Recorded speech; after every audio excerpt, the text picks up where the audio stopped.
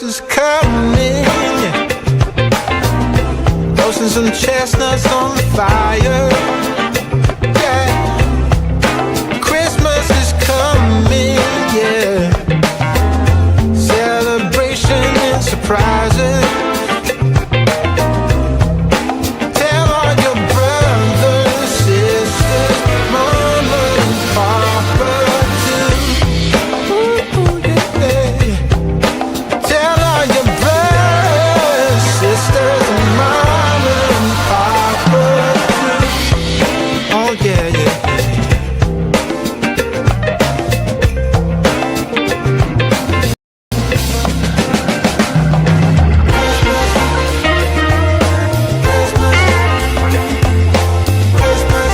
Vernon this morning, yes sir. You got Vernon this morning. You can Vernon this morning, yes sir. You got Vernon this morning. You can call it coffee with Vernon. Coffee, Vernon got your coffee. Go get your cup of coffee. It is Thursday, y'all. Good morning, Thursday, December the 18th. 1 week out from Christmas, y'all. 1 week out from Christmas Day. Boy, you know, that means you only got 6 shopping days before Christmas, y'all. Only 6 shopping days before Christmas. So you better get on out there and get me a great gift. I don't care what you get me. Just get me something out there. But anyway, I want to say good morning to everybody under the sound of my voice this morning. So just want to say good morning. And tell everybody, first of all, I want to tell them go and start texting everybody. Go call everybody and tell them Vernon is on this morning, okay? Vernon is on this morning. Say, well, how do I get Vernon? Well, the clock, 5 o'clock, live on Roku. We're live on the Fire. If you don't have a Roku device, we got a Fire Stick device. We're live on the Fire Stick. We're live on the Android devices. We're live on the Samsung TV devices. We're live on the Apple TV devices. We're live everywhere, y'all. We're live everywhere. Alexa, we're live everywhere. Only thing you have to do, only thing you need to do, the onlyest thing, I said the onlyest thing that you can take advantage of what we have going here as well, okay? Just remind everybody, okay? Just remind everybody that the WBQP TV is live and the new WBQP radio is live. So we are simulcasting on both the TV station and the brand new WBQP radio, okay? Brand new WBQP radio. And a little bit, our radio station a little bit different than everybody else's because I made the radio station so radio you can see. You know, it's good to hear it, but sometimes you're sitting down and listen to the radio and ain't got nothing to do. Maybe you want to see what's going on. Maybe you want to see what song is playing. Maybe you just want to visually look at it. Everybody else's radio station, you got to look at it, okay? I mean, you got to listen to. But our radio station, not only are you able to look at it, you're able to watch it as well. If you don't like what's on in this show is simulcast on both items, okay? Simulcast on both stations, okay? Now after 9 o'clock in the morning, okay, then you have separate programming. You have traditional radio programming after 9 o'clock, and you have you can go to the TV segment, and it will show what's going on television. Some of the great programming we have on television. We have a national black television network affiliate. They got some great programming on that you just may not want to miss and everything. So that's just what we do. That's what we do, and how we do it. I want to say good morning to everybody under the sound of my house, my voice this morning.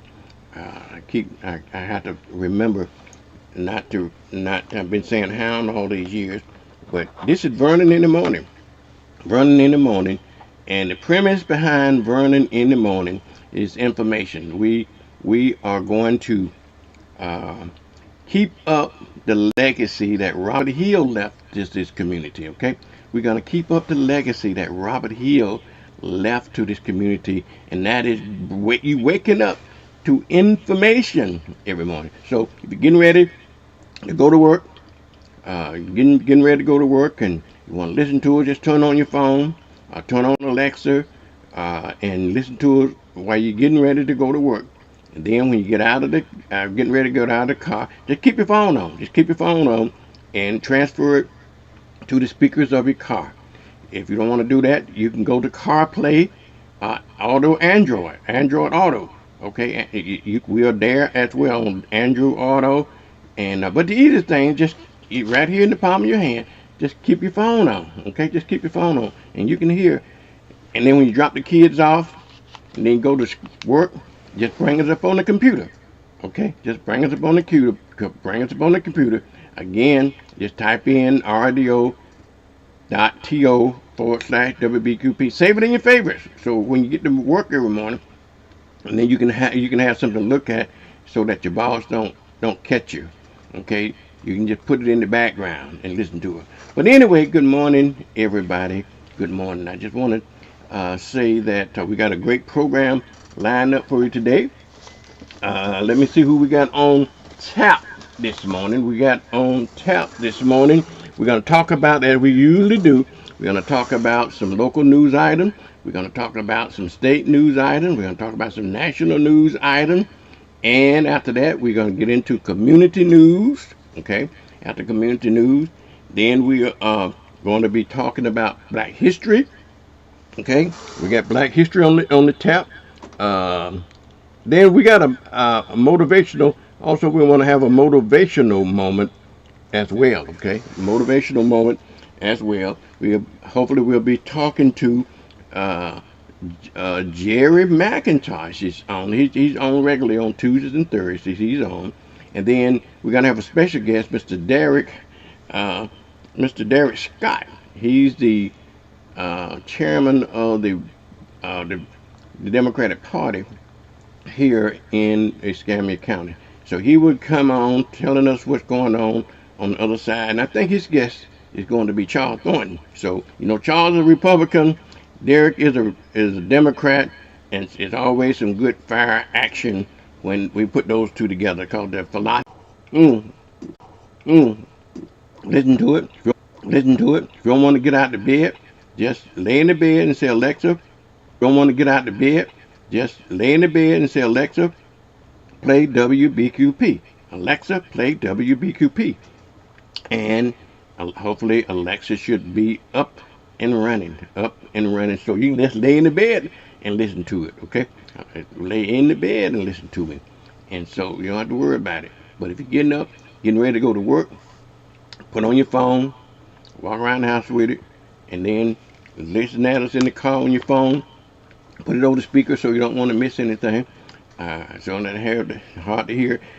And so it's a great thing. So tell everybody that Vernon is on. If you listen to us on Facebook, make sure that you like, share, and comment. Okay, if you want to like, share, and comment on Facebook. You're looking at us on YouTube. We got YouTube. Same thing. Like, share, comment, and subscribe. The subscription costs you nothing. It just analytics. It's just like following.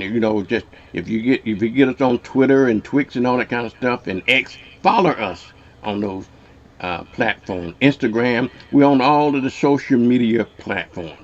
Alrighty, let's go to a commercial break, and when we come back, y'all, we're gonna talk about some headlines around the world and around your community. Navigating heart care can be challenging. Baptist makes it better with the latest treatments and innovations and the area's largest, most experienced heart team ready to create a care plan just for you. All when you need us most. Let Baptist make it better. Baptist Healthcare.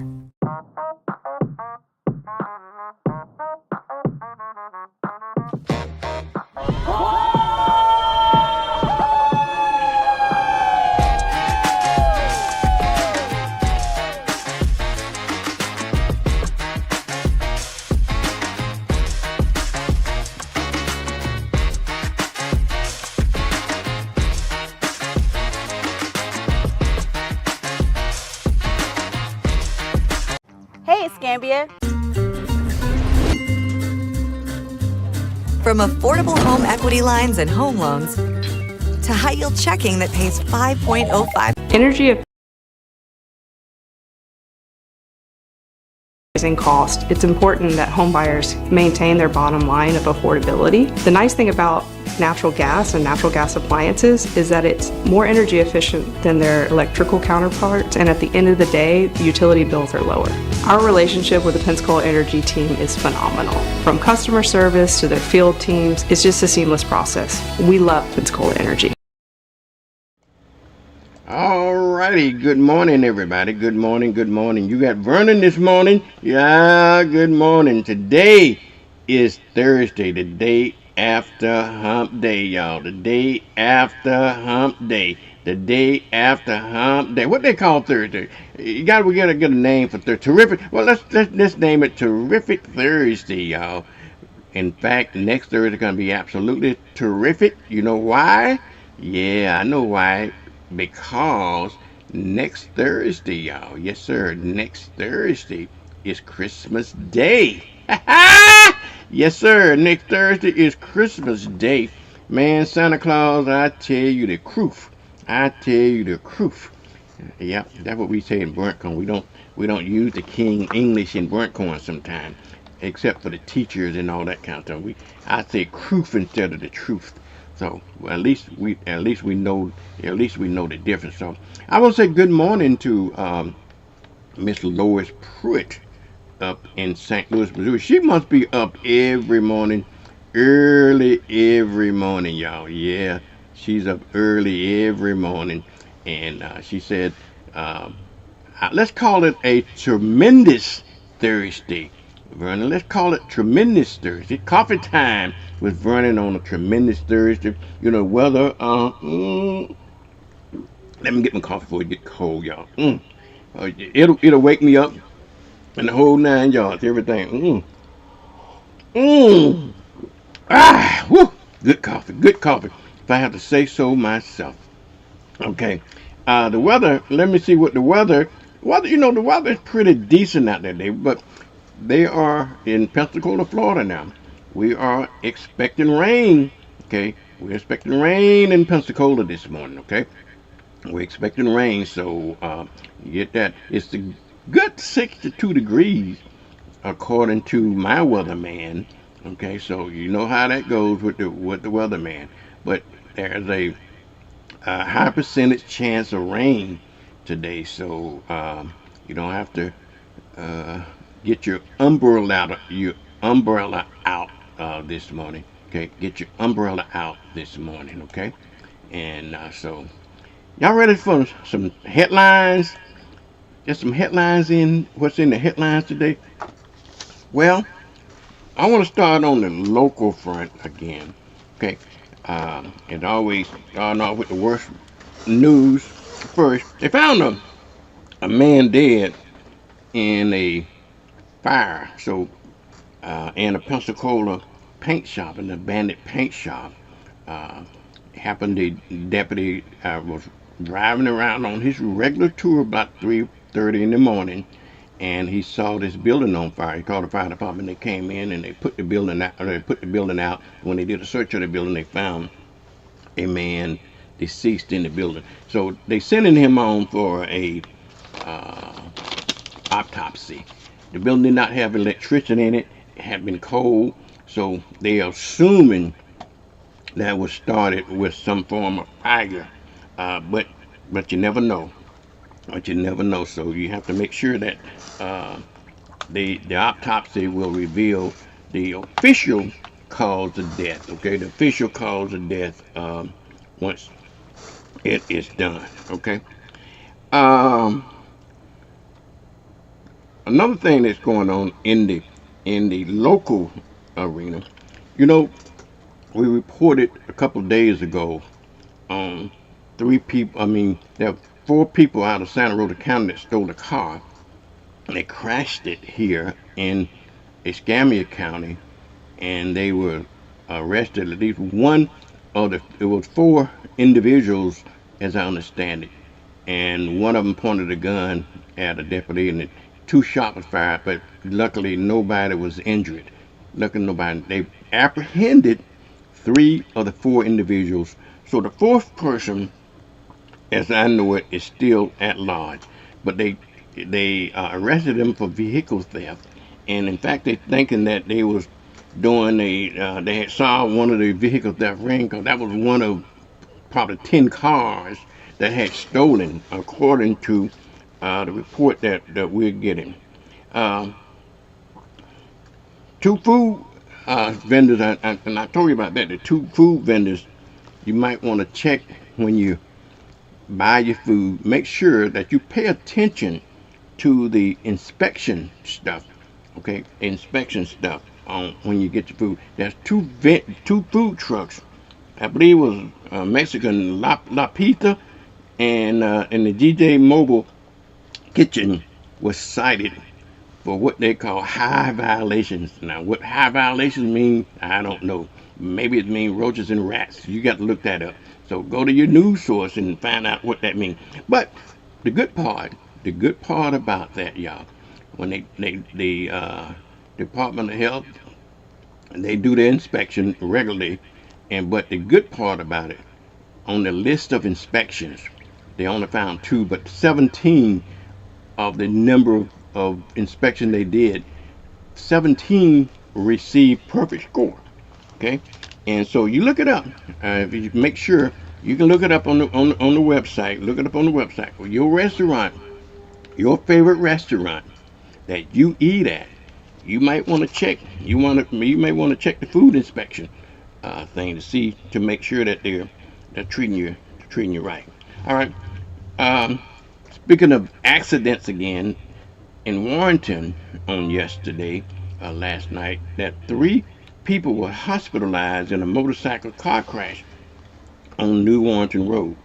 And in fact, it looked like it was quite a horrendous accident. So 3 people have been hospitalized on that. But for the details, go to your own local news source, wherever you get. Maybe Channel 3 is your news source, maybe the Pensacola News. I don't know what your news source is, to get the full details about what happened in that accident.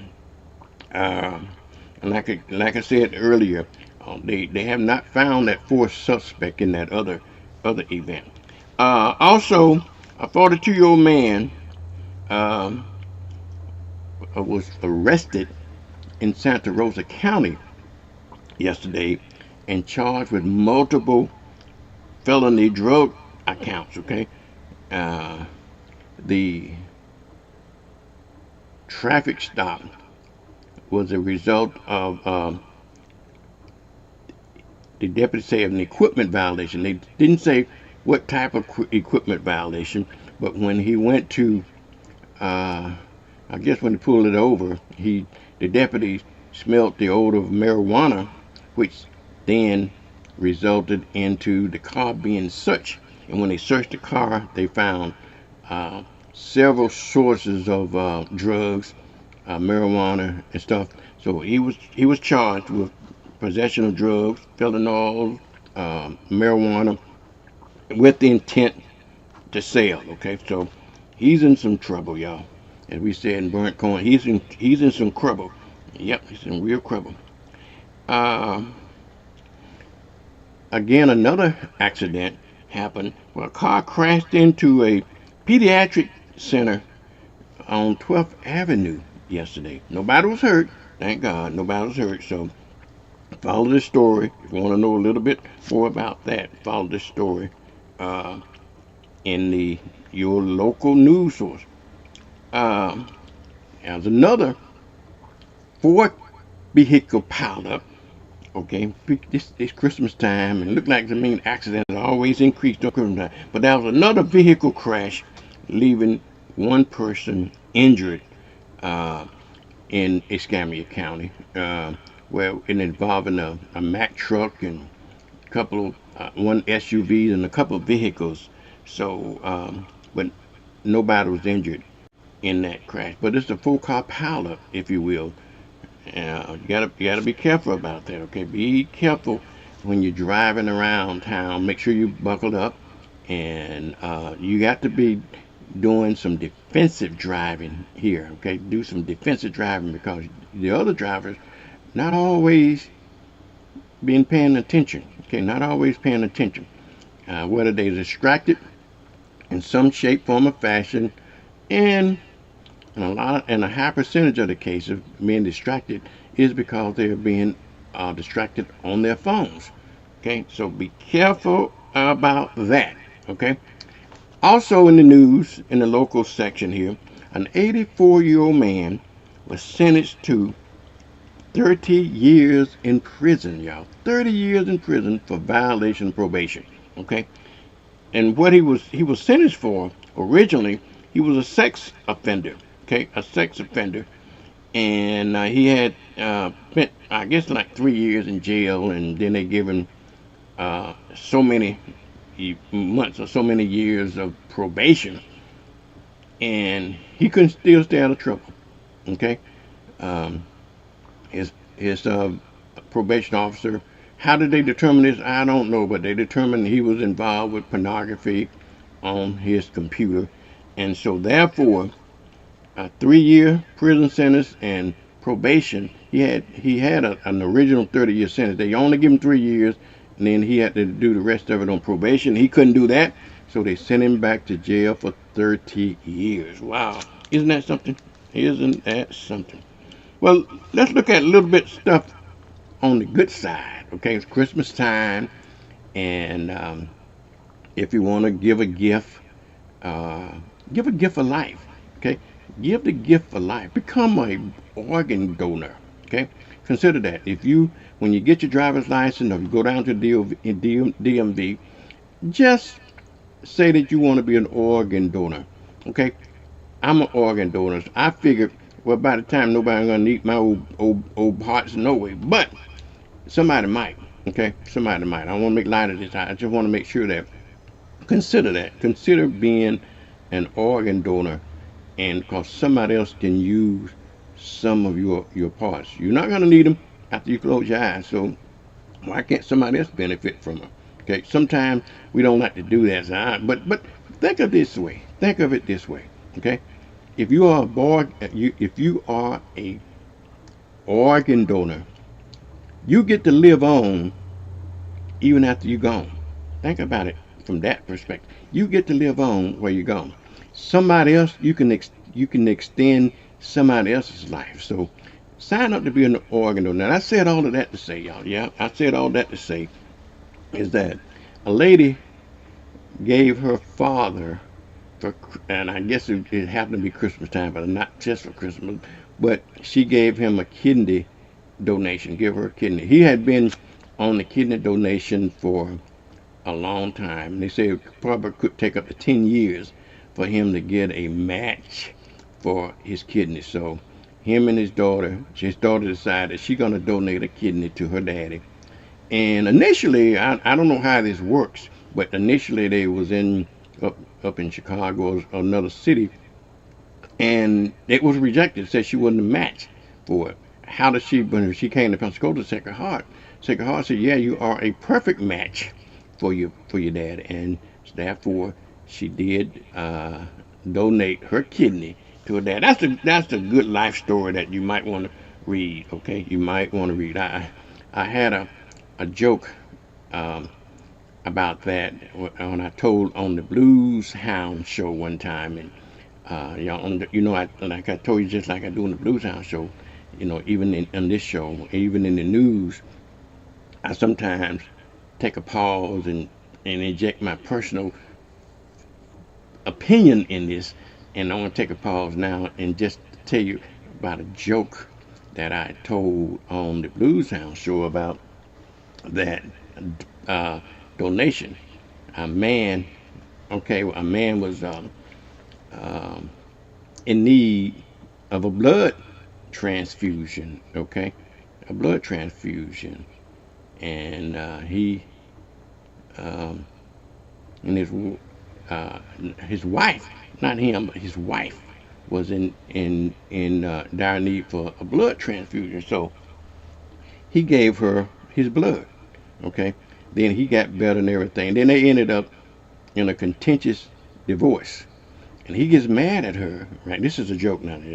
This is not news, so I'm going to go back to the serious stuff in a minute. But anyhow, he had a joke. They got divorced, so he got mad at her. So he told her, well, okay, being revengeful. He told her, well, I want my blood back. I want my blood back. And she said, well, no problem, buddy. I give it to you back in monthly installments. Anyhow, that's a joke. Let me go back. let me go back to headlines in the news. Okay. I reported yesterday. That the state of Florida got a reprieve on their drag queen law. Okay, on the drag queen law where they say that children can attend drag queen shows and stuff like that. Okay. And but a lower court struck it down. Then they appealed it to the 11th Circuit, and the 11th Circuit overrode the lower court decision, and now Florida can implement that particular law. All right, now I said that to say, you remember the drag queen show that's going to be here in a couple of days? Okay, the drag queen show. The state of Florida had demanded that Pensacola canceled the drag queen show, and the city of Pensacola said no, we're not going to do it because we waived the option. We're going to be sued, and so it's legal. No children going to the drag queen show, and so therefore we are not going to cancel the drag queen show unless you, the state of Florida, end up paying out legal bills and end up buying out the people contract and stuff like that. The state of Florida just outright said, "No, we're not going to do that. We just want you to cancel the show." Well, now that and they stuck by their guns, the city of Pensacola stuck by their guns, and the state couldn't enforce it anyway. And but anyway, somebody had challenged the state's law, what they passed, and the lower courts agreed with them, said no, it's not constitutional what you did. The 11th Circuit Court of Appeal reversed it, and now the Florida AG, I think his name Ultimeyer or something like that, Ultimeyer. Now he told the city of Pensacola, hey, you know what it said? We watching you. We putting you on notice. So so they're gonna have to revisit that drag queen show at the Pensacola Theater. Okay, and so I'm thinking that it will go on. It does not involve children. The law that the state of Florida passed just involved making sure that no children attend drag queen show, which fine. But they wanted no drag queen shows at all based on religious reasons. Okay, and so we don't know whether that's going to fly or not. So watch out. The controversy about whether or not the drag queen show would go on at the Pensacola Singer Theater, we'll see about that. All right, what about you folks that's play the Powerball? Wow, you talking about a great Christmas gift, y'all. The Powerball is at the unbelievable amount of $1.2 plus billion, okay? $1.2 plus billion. That's $1 billion, $1,200,000,000. And it's probably more than that now. That's as of yesterday. And I don't think they had a winner. If they did, I missed the news this morning. If they did have a winner, okay. If they did have a winner, I doubt it. But play the Powerball. Wouldn't that be the most beautiful Christmas that you ever had? Now locally, y'all. Most folks been having their luck going to Publix, because Publix had about 5 or 6 winners, and you might want to scratch your head. Well, they sending all the winning tickets to Publix. Publix is traditionally not in our community. They're outside of our community, but we go there to shop anyway. But anyhow, I don't care where it is. If it's gonna get you $1 million, $1.2 million, Go ahead and play. Do what you need to do. Play that. Play the Powerball. Okay, if you want to do that. I'm the type of person. Again, I usually don't. I don't do casinos. I don't gamble. But every once in a while, I will play a lottery ticket like that. But I only buy one ticket because my philosophy is hell, and only one ticket gonna win. So I'm only if I contribute to it, only gonna be $3 or $4, $5. I'm not gonna do like some people buy $100 ticket, and I know why they do that because when you gamble, you just increasing your odds. I do understand that. But anyhow, if no winner for the Powerball, you just take a chance, write those numbers down. Maybe remember those numbers that your grandma never used to play, and they used to run the. Remember they run the numbers. And a little Black history fact for you. A little Black history fact. Okay, I want you to check this out. We're gonna talk about Black history in just a little bit as well. You remember back in the day, back in the early 20s and 30s, they used to run the numbers. Okay, they used to run numbers, and that was on in the black community. That was a forerunner of the lotteries. Okay, it's a forerunner of lottery. So I'm gonna give black folks credit for the lottery. I am. But do your history. Y'all tell me about it. Do your history.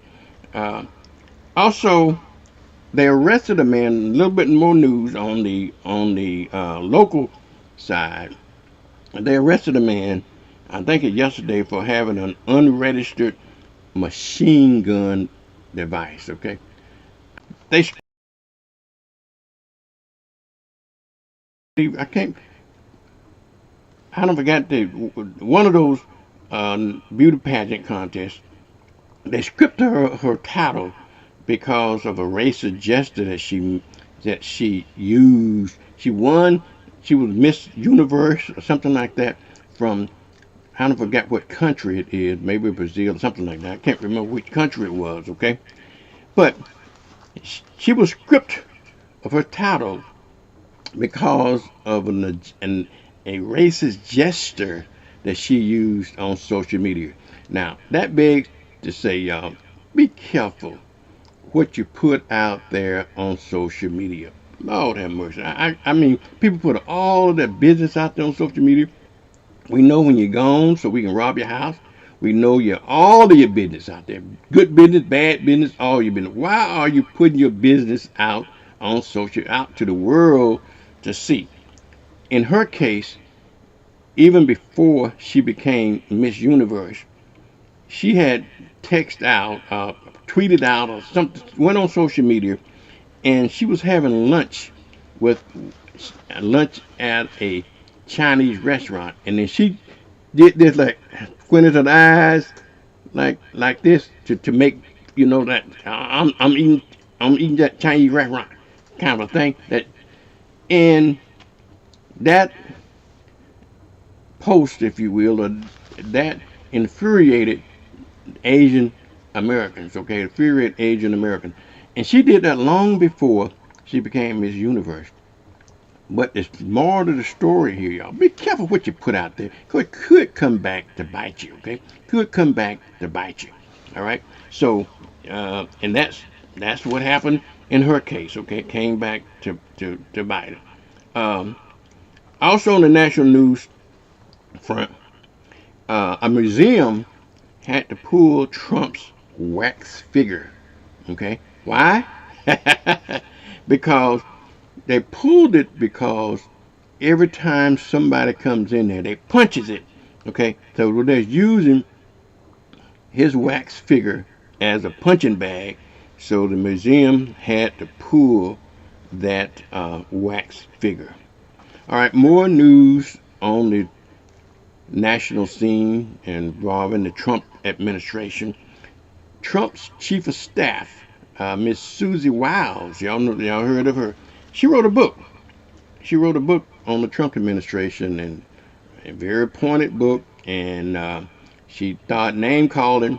She said Trump act like he act like he was an alcoholic.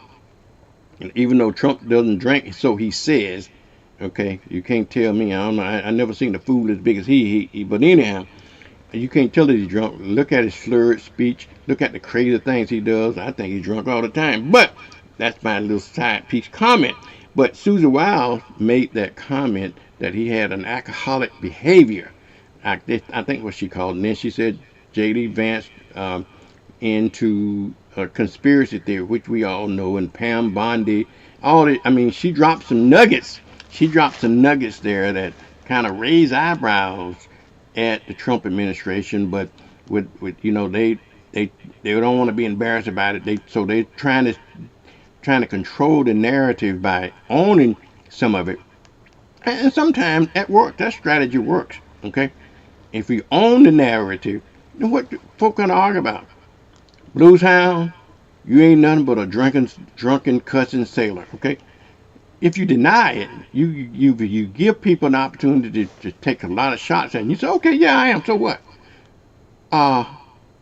Well, we just thought that. Okay, well, what? When you own it, then you can kill it, because there's nothing to argue about. The only time that you got something to argue about is when you don't own it, when you deny it. So in this case, the Trump administration is owning some of the stuff that she's doing. Okay, that she's doing. There also another story on the national front involving the White House. They have dropped some more those Epstein photographs out there, and the White House is trying to react to some of those photographs. If I'm not mistaken, it's either tomorrow. Tomorrow's Friday, right?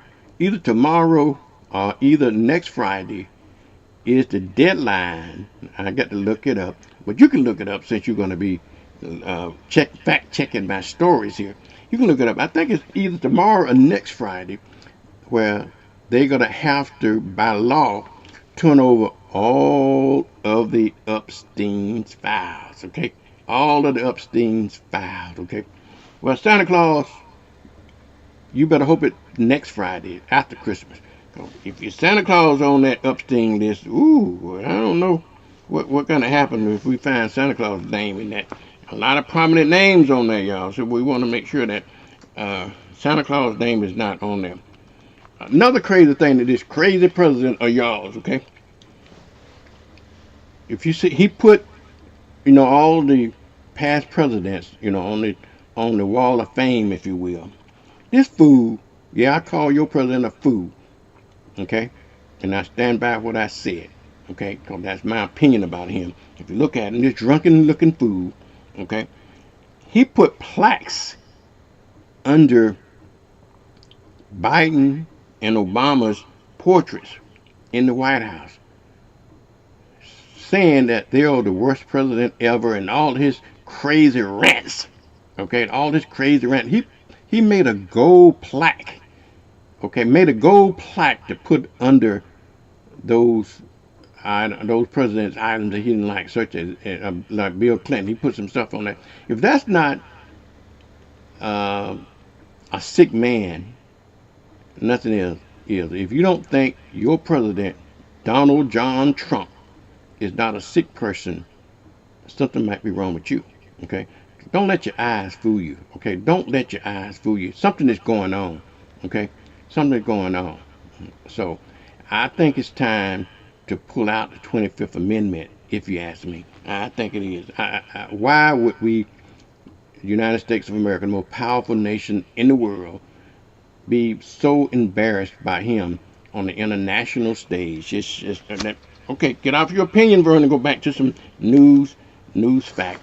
Another one of his cronies, John Bongino, he resigned from the FBI. He was a deputy FBI, a co-FBI,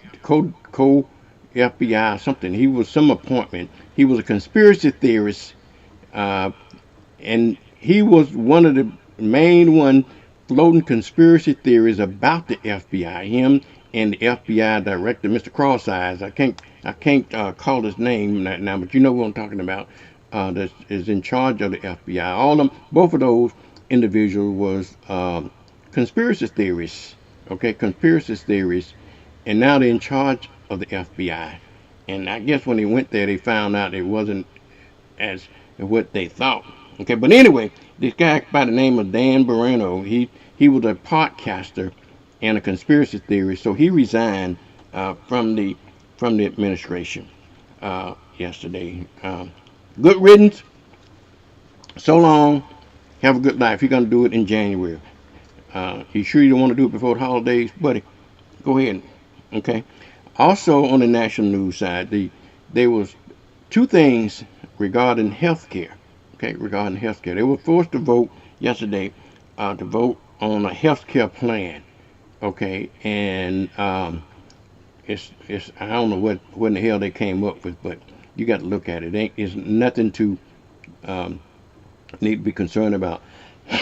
but the Senate, the whatever this guy's name in charge of Congress, they had to do a forced vote to make him force him to bring the health care issue to a vote. Remember, if help me remember now. Remember that they agreed to, if we open the government back up, that they're going to have some hearings and have some legislations on health care, because if those health care subsidies expire, which they will expire on December 31st, your Obamacare or your affordable health care plans that you've been paying $30 and $40 and $50 and $200, whatever you're paying for it, now is going to triple, double, and triple in some cases. Okay.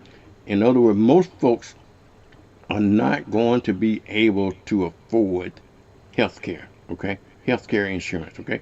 And so, 4 Republicans joined the Democrats in order to force the chairman of the House of Representatives. I can't even think of that old boy's name, but he's stupid, from Louisiana. They forced him to have a vote, just like they did before on the Epstein file. They had to force him to bring it to the House on the vote. Why did we have to put up with crap like this? I don't understand it. Why can't we have Republicans when they don't do their job, and Democrats when they don't do the politicians when they don't do their job? Why don't we have a policy of recall? You know, if they're not doing the job the way we think, if we can petition enough, get enough people to petition, why can't we recall them? But we can't. That's the law, not law. We stuck with them for 2 years or 6. If you are a House of Representative, we stuck with them for the next 2 years. If you're a senator, we're stuck with you for 6 years. Okay, and you can do nothing about it. They can play politics all day long, and we can do nothing about it.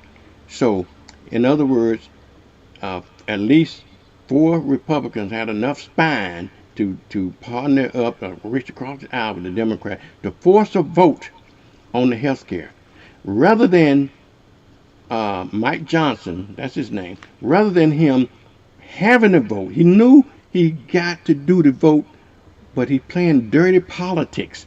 And the reason what he decided to do was shut down, just like he did for the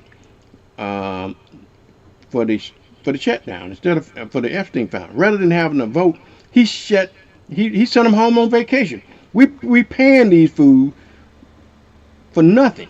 Okay, even when everybody else wasn't getting paid during the shutdown, they was getting paid. They was on vacation that whole time, on vacation. And so what Mike Johnson has done now is rather than bringing that to a vote, bringing up to a vote on the health care plan, he decided that he'll put everybody on vacation. Okay, so they're not going to can't even deal with it until sometime when they come back in session in January.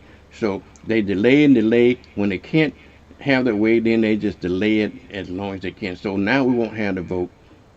They can't vote on it. They will have to vote on it, but they won't be able to vote on it until they come back into session in January. Now I don't know how many of y'all looked at that whatever was happening last night with whatever that so-called president of y'all did. I didn't look at it. I can't stand. I'm telling y'all, I'm partisan here. Okay, I'm partisan here. And I think my position would be the same even if I were a Republican. So I'm about decency. I'm not about politics. So I have voted Republicans, and particularly locally Republicans. I vote for, because I got a lot of folks. You know, Chip Simmons and Republicans. My county commission Republicans. I voted for those folks. So I vote across the aisle. I vote for people I think serve our best interest. But I'm real partisan when it comes to national politics, and I make no secret about it. I'm transparent about it. I'm no fan of your president because I don't think that he's worthy of the presidency. Well, you should respect the president. I respect the presidency, but I don't respect the president.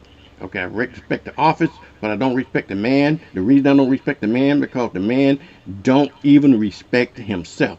I cannot believe how deranged he is, and I can't believe how the American people even would allow it and put up with it. All right, folks, I done had my little ranting will say about what's going on in the news, on the local scene, on the state scene, and on the national scene.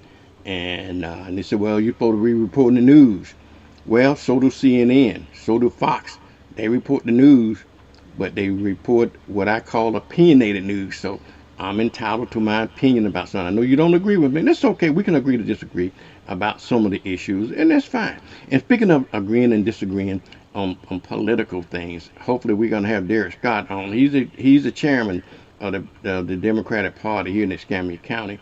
And then we're hopefully one of his guests today is also going to be Charles Thornton, which he's the vice chair of the Republican Party here in Escambia County. So we got to learn to agree and disagree. And one of the things I do advocate that you will listen, because my grandmama used to tell me all the time. She says, son, they say it's two sides to a story, but she says that's not true. She says always three sides to a story. Your side, my side, and the truth. So you listen at both sides, okay? And then you make your decision about which way you want to go, okay? But if you only listen to one side and make a decision, you're going to be biased. Listen to the other side. Maybe the other side can shed some light on something that can clarify something for me. Then when you hear both sides of the story, then you make your decision on what you want to do. And that's what I think I did. I think I fairly did when it came to your president of the United States. I listened to his side and I listened to the facts, okay? And guess what? I'm sticking with the facts. All right, y'all, I got to take a commercial break. But when we come back from the commercial break, y'all, we're going to have a motivational moment. We're going to talk about some Black history. We're going to talk to Derek. We're going to talk to Mr. Jerry McIntosh. Jerry's on twice a week from on Tuesdays and Thursdays. And we're going to bring on Derek. And then we're going to talk to Mr. Walter Gully about an essay contest at the L.L. Jordan Museum. I'm going to talk about that as well. And one other thing, when we come back, we're going to talk about some community news. All right? Stay tuned. Tell everybody, Vernon in the morning. Got my coffee cup. I want you to enjoy what you're doing. And tell everybody that we're on.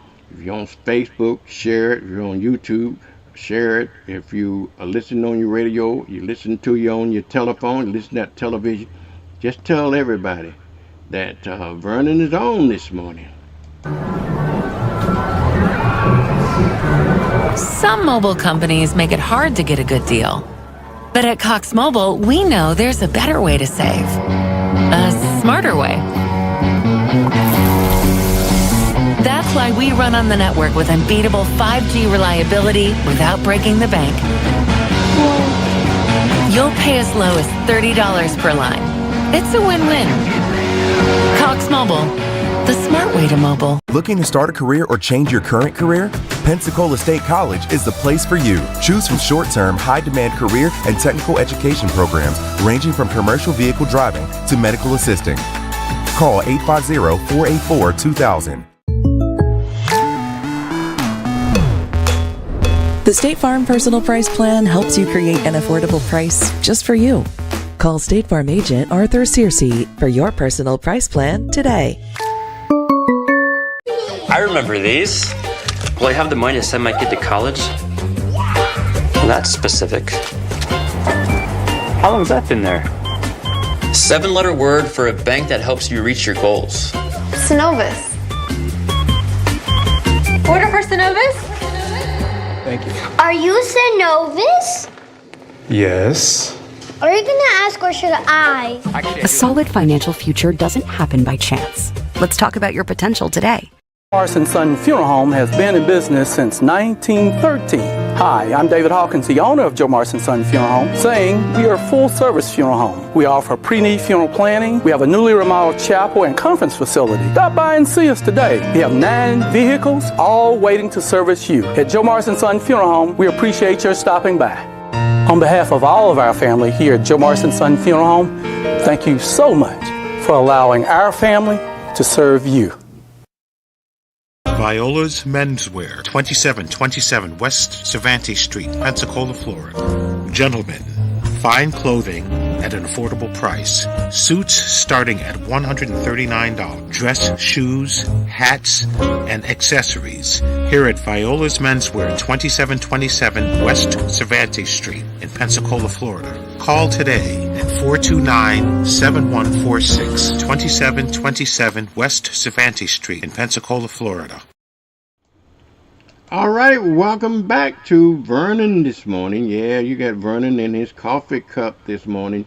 I need you to join us. I want you to look at that link there, rdo.to/WBQP.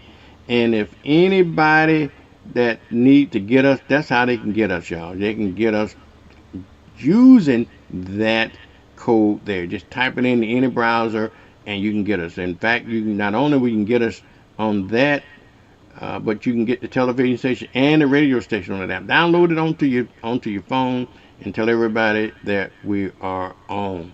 Okay.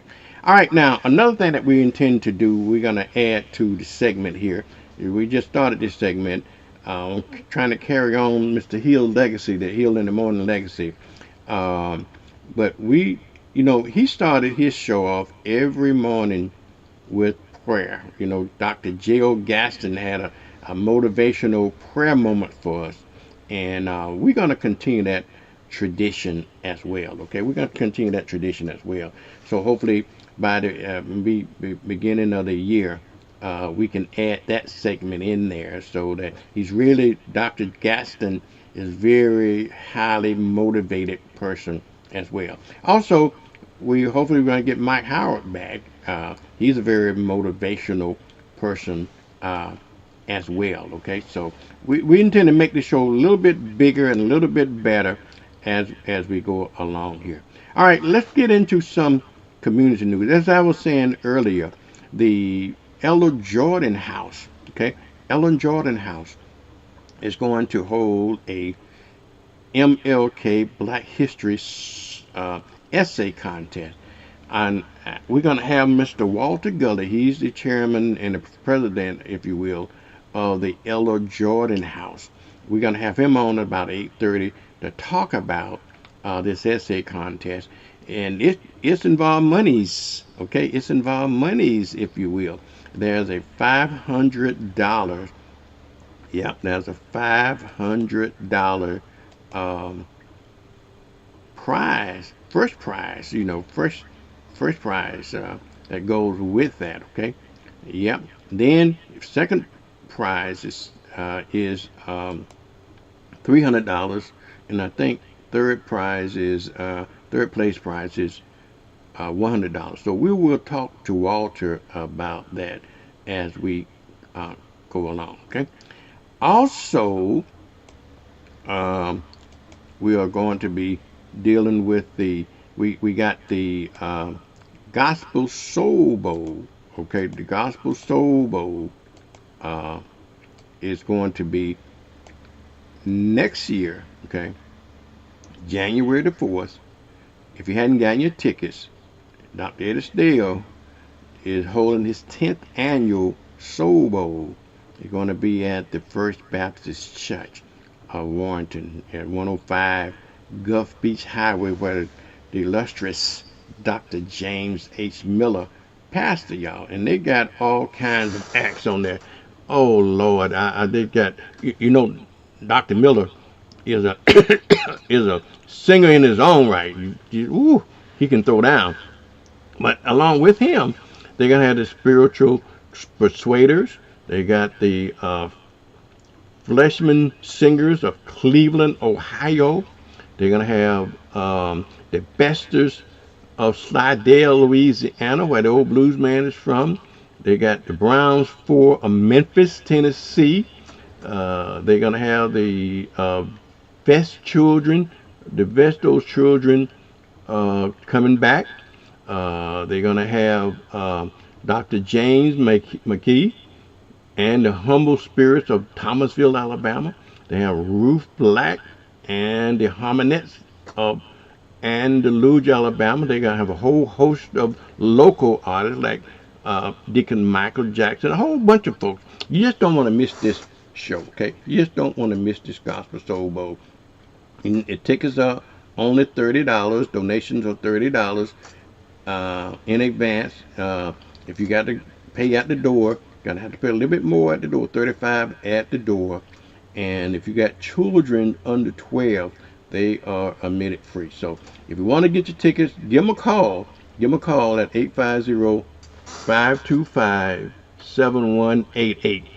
That's 850-525-7188.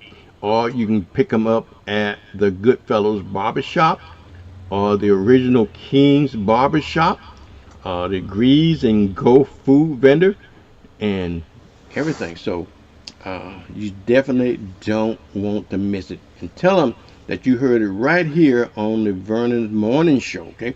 Tell them you heard it right here on the Vernon's Morning Show. Okay. All right, let me move on to the next topic here, which is near and dear to my heart, is the 37th annual MLK Parade, which is going to be held in downtown Pensacola, y'all. So you need to go ahead and get registered for the parade as soon as you can, okay? Get registered for the parade as soon as you can. You know the number. You all should be memorizing the number by now, okay? The number is 850-378-9242. I will repeat it again, so get your phone. Put it in your phone. Just put it, because we deal with this every year, so you might as well to make it a contact in your phone, okay? Make it a contact. Get your phone out, okay? And create a contact and put in your contact MLK hotline, okay? MLK Parade hotline, okay? Put it as an MLK Parade hotline. MLK Parade hotline, okay? The number you want to type in 850-378-9242. I'm going to repeat it just in case you didn't get it, okay? 850-378-9242. Okay. Now, that if you want to get registered for the parade, if you don't, if you go on the website, also the information is on the website as well. But I don't care how you get it, just go ahead and get it. They're also looking for vendors. If you got a food truck or you got a specialty that you want to share, now's an opportunity to make some money. Okay. Reverend Don is going to be back on. He gonna come on once a week pleading for you guys to sign up as a vendor. We want to make this parade as big and better and as beautiful as possible. Also, while I'm on the subject of parade, if you're entering in the parade, we got a theme, and we always want to keep your entries as close to the theme as possible. This year's theme for 2026 is with unity we won't go back. Okay, with unity we won't go back. And you know, and they said, well, where did you get the theme from? You know, that theme was inspired by one of Dr. King's most powerful speeches. I've been to the mountaintop speech. Okay, I've been to the mountaintop speech. So he will that we got that. Okay, so we accepting applications right now for the parade. So your interest, make sure that you be creative, be beautiful, and connected to this theme. Also, we want to make sure that you understand this parade This parade is going to be a very respectful parade, okay? We don't want to do anything to disrespect the memory and the legacy of Dr. Martin Luther King, okay? We want to make, and what I'm saying about that is, please don't have music. It's great to have music, but don't have this, cussing music and so forth like that. A little twerking little girl, a little 5-year-old twerking. Don't. That's kind of disrespectful, if you will. If it's okay to have them, but let's do everything this year in a respectful manner. Don't. Otherwise, we will be disrespecting the legacy and the works of Dr. King. So we're asking you to do that, okay, if you will. So make sure when you get your entry, make sure you make reference to the theme and everything. If the registration fee is only $150 for your first set of entries, I know everything you get a lot for $150. But in addition to that, if you want multiple entries, then I think they're $50 after that. Okay, $50 per entry after that. So give them a call at 850-378-9242. Now, the parade is not only will it be live, we want you to come downtown in droves, okay, in droves, and see the parade. Now, once you're there, we want you to act right. We want no clowning down there. We don't want any incident. And in the last several parades, we have been incident free.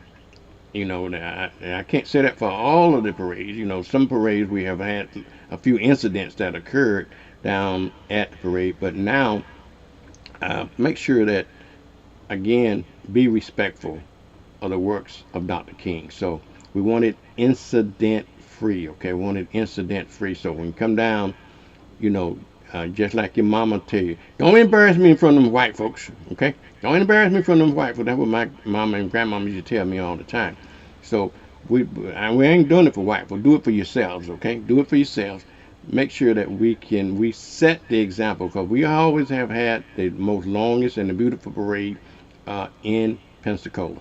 Okay, we invite all of the churches back. We invite all the organizations back. We invite all the businesses back. We invite all individuals back, okay, to be a part of the legacy of Dr. King. In addition to all of that,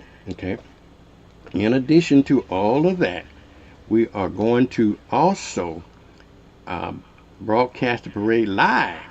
Okay, for the folks that can't make it downtown, for the sick and the shut-in, or people that work, whomever, okay, we are going to be broadcasting it live on television, okay, and usually is myself, Sue Strong, and John Roberts, okay.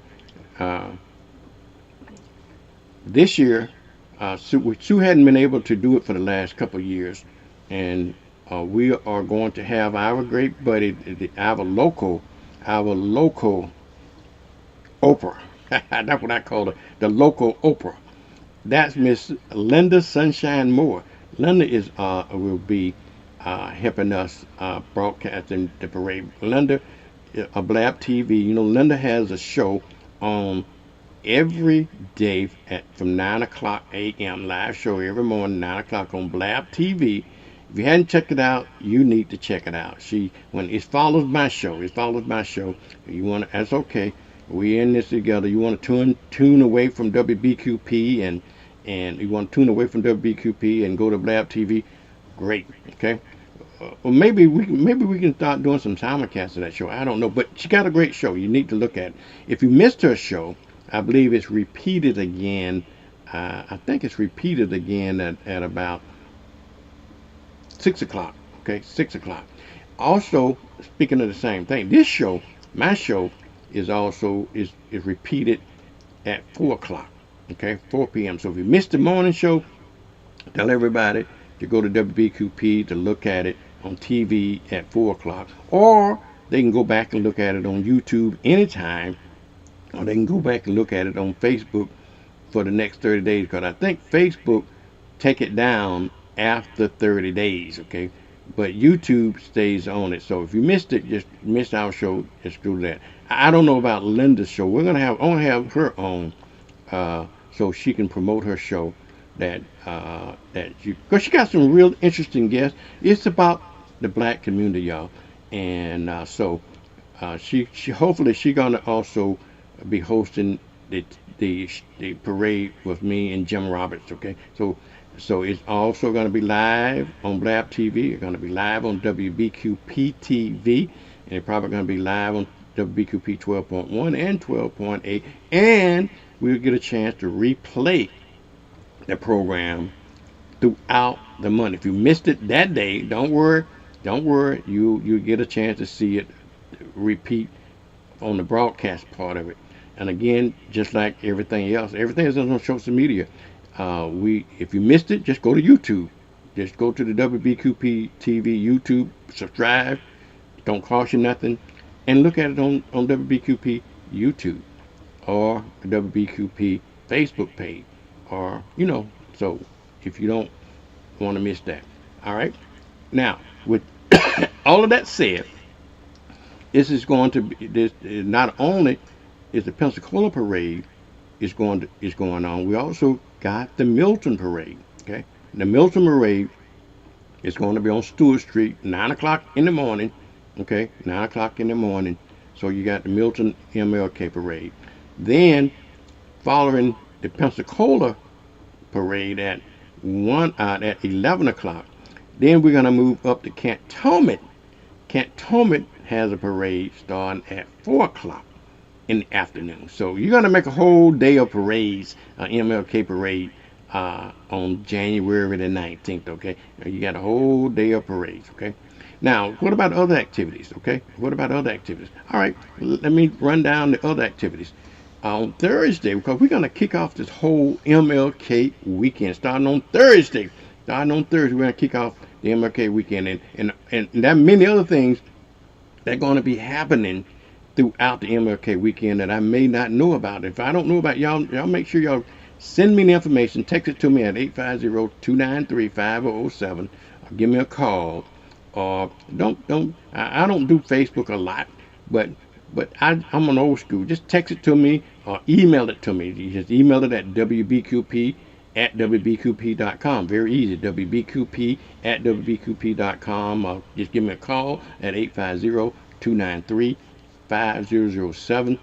If you have an event that you need to get out to the public, just give it to us. So if there's other MLK activity that's going to go on in the month of January, let us know so we can get the word spread for you. So let's start now with what we're going to do for the MLK weekend starting on Thursday. The MLK CCC, and I'm going to have the chairman on and let him talk about that as well. And I don't know what date we're going to get him on, but Reverend Ford, I believe, is the chairman now. But anyway, we're going to talk about it. We're going to start off this weekend, start off the MLK weekend on Thursday. As usual, we're going to have the Youth MLK program, which it was held last year. Most of the activity was held at the Greater Little Rock Baptist Church. That's my church, okay? That's my church, and my pastor, Reverend Lonnie. Yes, sir. But anyway, he stepped up and offered his services and his building for the MLK program last year, and I think that is the case this year. But the youth program is always Thursday nights at 7 p.m., the MLK youth program. Saturday, we're going to have the MLK prayer breakfast, okay? The MLK prayer breakfast, which is also last year was held at the Greater Little Rock Baptist Church. I'm assuming that is the case for this year. I hadn't gotten the official lineup just yet from the MLK CCC. And then on Saturday nights, and I got to get back with Lumen, he's going to get me the information on Living the Dream. That is a great program. You haven't, he and Troy Rafferty and some other folks always hold that annual Living the Dream program, which usually be held Saturday nights at the Brownsville Community Center. So if you hadn't gotten your ticket, you might want to inquire about that and everything, okay? We want to inquire about it and be a part of that. On Sunday, we are going to hold the MLK Gospel program, or the religious program, and on Sunday that usually is at 3 p.m. okay, at 3 p.m. on Sunday. And then of course on Mondays we're gonna have the parade, starting off with the Milton MLK parade at 9 o'clock. And when they finish their parade,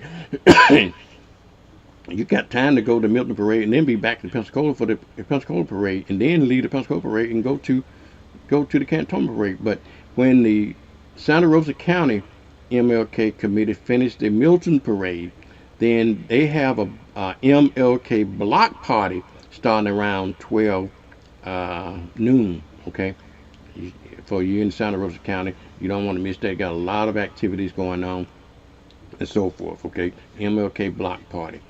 And then, of course, the parades at 11 o'clock in Pensacola, and the parade at Cantonment at 4 p.m. So that will wrap up a lot of the activities, going on MLK Day and MLK weekend.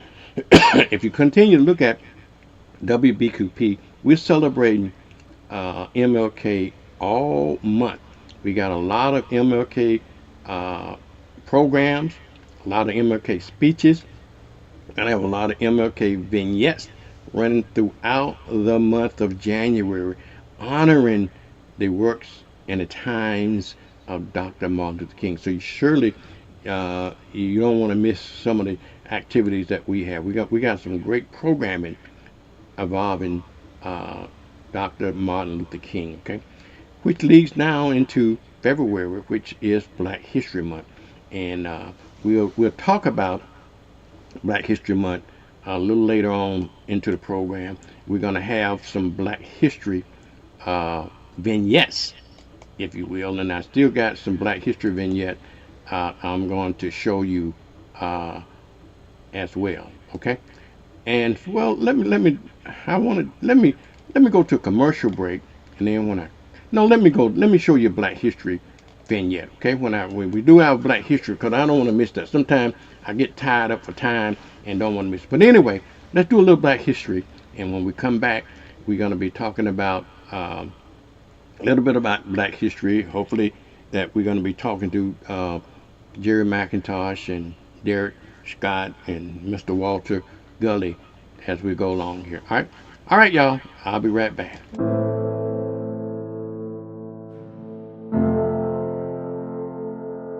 In 1872, a young man set out on foot on a 500-mile journey across the state of Virginia. His name was Booker T. Washington, and he was heading for the Hampton Institute, a school that had been founded for the training of the freedmen and the freedwomen following the Civil War. Little did he know that he would become that school's most famous graduate. He takes both agricultural courses as well as academic courses. He excels at both, but he's most taken by the philosophy that African Americans should try to build economic power through industrial education. Booker T. Washington becomes the principal and leader of Tuskegee Institute in Tuskegee, Alabama, a school for African Americans, and creates it into something that no one ever saw before. Under his direction, Tuskegee became one of the leading institutions of higher learning for African Americans in the country. His success brought him a great deal of national attention and launched him onto the lecture circuit. In 1895, he delivered his most famous and most controversial address. It became known as the Atlanta Compromise. The speech was artfully crafted to impress his largely white and extremely conservative audience. In the speech, Washington urged African Americans to focus on long-term economic development rather than continue to agitate for their civil and political rights. He thought that it was best for African Americans to gain an industrial education and ideally translate that into land ownership, business ownership, and build up institutions of their own. In a way, Booker T is saying we have to remember that our well-being relies on the goodwill of white people. And the best way to ensure our future is to make ourselves useful to white people rather than agitating for a partnership they clearly are not ready to give to us. To his most searching critics, Washington was leading African Americans backwards towards slavery. But some of his behind-the-scenes efforts reveal a more complex picture.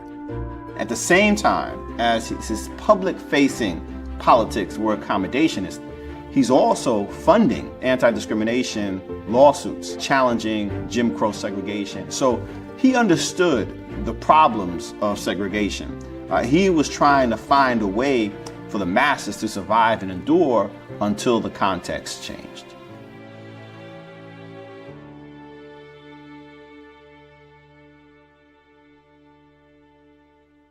All right, y'all, that was a moment or two in Black history. Again, as I promised you, you're going to learn something listening at this show, okay?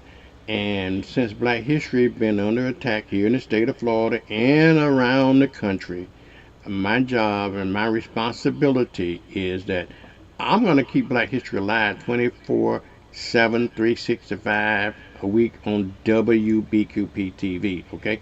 We have to teach ourselves about it. We can't depend on these other people teaching us, okay? We got to go back to the days that we had in segregation. When we had segregation, we had to depend upon ourselves. And it looked like I said before, everything comes in full circle. It looked like we're going back to those days of segregation. And one good thing about segregation, and I always said, always a silver lining behind every dark cloud, even though segregation was not right and wasn't fair, but it did one thing for the Black community. It really brought us closer together. We had to rely upon each other back during segregation, okay? And look like we're going back that way now.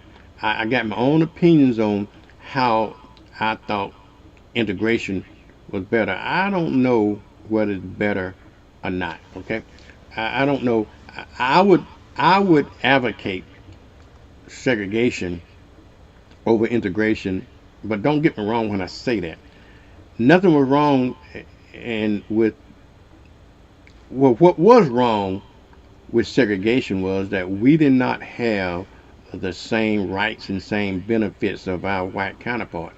If we had the same rights and same benefits of our counterparts, and then maybe segregation would have been okay, okay? But we didn't. That's why we integrated. But the problem we find, this is a little Black history facts, if you will, the problem that we find with integration, we beginning to lose our culture. We gave up what we had to try to assimilate into somebody else's culture, and it just did not work, in my opinion. Still hadn't worked, okay? We still segregated in many ways, okay? Look at the school system.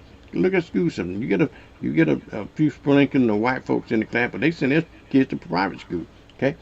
And but all we was asking for in segregation is give me the same level of rights and saying, you know, when we had segregated schools, instead of having secondhand books, well, give us the same books you gave to white people, and then we would have been okay with segregation, okay? But in the rate, being that it's made, that when we decided to integrate the school and integrate when we passed the Civil Rights Act in 1964 for accommodations and transportation and schools and so forth, okay? Then we tried to assimilate into a white culture, which does not work, okay? It does not work because we cannot assimilate. At best, you know, I'm just philosophizing here just for a second, okay? I'm just philosophizing. They're trying to make the United States of America a melting pot. You hear that term thrown around a lot, okay? Well, the melting pot theory did not work well for people of color. Okay, I want you to follow my logic. We're not a melting pot. We're a multicultural society, and I'll give you an analogy on what I mean. A melting pot is just like a stew that you make, some kind of a stew that you make. Okay, and you throw everything in there, but everything comes out the same. Okay, everything comes out. It's just like a blender. Okay, and that's a good example. You put a blender and you throw everything in there. Okay, you throw everything into a blender, and then you're gonna get one thing out of that blender. Okay, and then you got a little bit. That's the idea of the melting pot. Okay, that was the concept. The concept sounds good on surface. Okay, sounded good on surface, but it didn't work in practice. Okay, because what they were saying is that, and I want you to follow me. This country has always been a racist country. Okay, and I stand by that. It was founded upon racism, and it was built upon racism. But one of the things, and not only black folks suffered the discrimination that we experienced, white people suffered discrimination as well. But they suffered discrimination of a different sort. When white people came in this country, they were segregated because of maybe their language, the nationality. You got Polish people, you had different kinds of white people coming in this country, and the Irish, all of them suffered some form of discrimination. But the good part for them, that the only thing they had to do was change the name, and they could not only they change the name, but once they learn the King English, they learn to talk like everybody else, and then they can assimilate. They can assimilate into the main culture. You couldn't tell if you couldn't tell a Polish person from a person from England, a European, or a person from a person of a white race, even a Russian. If they come in here, first generation, they got discriminated against because of their language. Maybe second generation because they still hadn't melted into that. But by the third generation, they done learned the language. But the only thing difference is that they look like a regular white American. And so, in that respect, the melting pot theory worked well, because just on surface, we discriminate on people just on what we see. If you speak different, or you look different, or you act different, or you're disabled, something like that. We shun people because of the differences. Okay, the differences they have. All right, but once those differences are overcome, then it's harder to tell who's who, and that's how the melting pot works beautifully for people, for white people. But it was a different source, okay, for black people. When you consume all the white people, you put them in there in some milk, okay, or you can have all kind of white milk. That milk gonna remain white, okay, and so it worked fine. Okay, we might want to call it Polish. We might want to call it the immigrants that of a culture that was white. They came in and they was able to, by third generation, they was able to assimilate. They were just a regular white person, okay, a regular white person. So whether you was from Germany, or whether you was from Spain, or whatever part of the country, as long as you were white, you was able to assimilate. And that in that theory works fine. The problem is when we start having people of color to come in. Okay, think about this for a minute. Okay, the people of color not coming in. Just imagine you got some white milk, okay, and you pour some white milk, and you pay some chocolate milk into some white milk. It's going to change the color of that. You're going to change the color of that milk. Okay, you can always identify a person of color. So it didn't work. We can change. It didn't work for black people or any people of color, because they can't just change the name and not be recognized. They can change it. Okay, and many of them did. We changed our name from King to Kute to Toby. Okay, and then we changed the dialect from Africa to speaking American, okay, and speaking English, we did that. But the thing that we couldn't change was his color, okay? So we can always identify with color, okay? Hopefully we got some folks coming on. But anyway, we can identify with people with color, okay? So we can always, and how do we discriminate? We discriminate based on people, what we see. And black people cannot, first generation, second generation, third generation, 10th generation, they're still going to be black. If you're Asian, you know what I'm saying? You're still going to be a person of color. So that's why the melting pot theory did not work so well. I assume that we probably more like a salad bowl, okay? More like a salad bowl where we got people, many different people of color. We contribute to, and just think about this for a minute, okay? Just this is my weird logic. What makes a good salad, you think? What do you think makes a good salad? I think what makes a good salad is the more ingredients that you put into a salad, okay? Take a good green salad, okay? And if you had a salad with nothing but lettuce in it, it's not going to be as good as a salad with some lettuce and some tomatoes. And then you're going to be even better if you put some onions in it. You put more ingredients you put in that green salad, the better that salad is. And that's what America is. A salad, we're a multicultural society. We're a salad bowl instead of a melting pot, instead of a blender. Because in that salad, even though it's a good salad, you can see the different ingredients in that salad. You see a tomato, you see an onion, you can see the lettuce, you can see grapes, or you can see oranges, apples, or whatever you put in that salad. You can still see it. And not only can you see it, when you taste it, it has its own distinct flavor.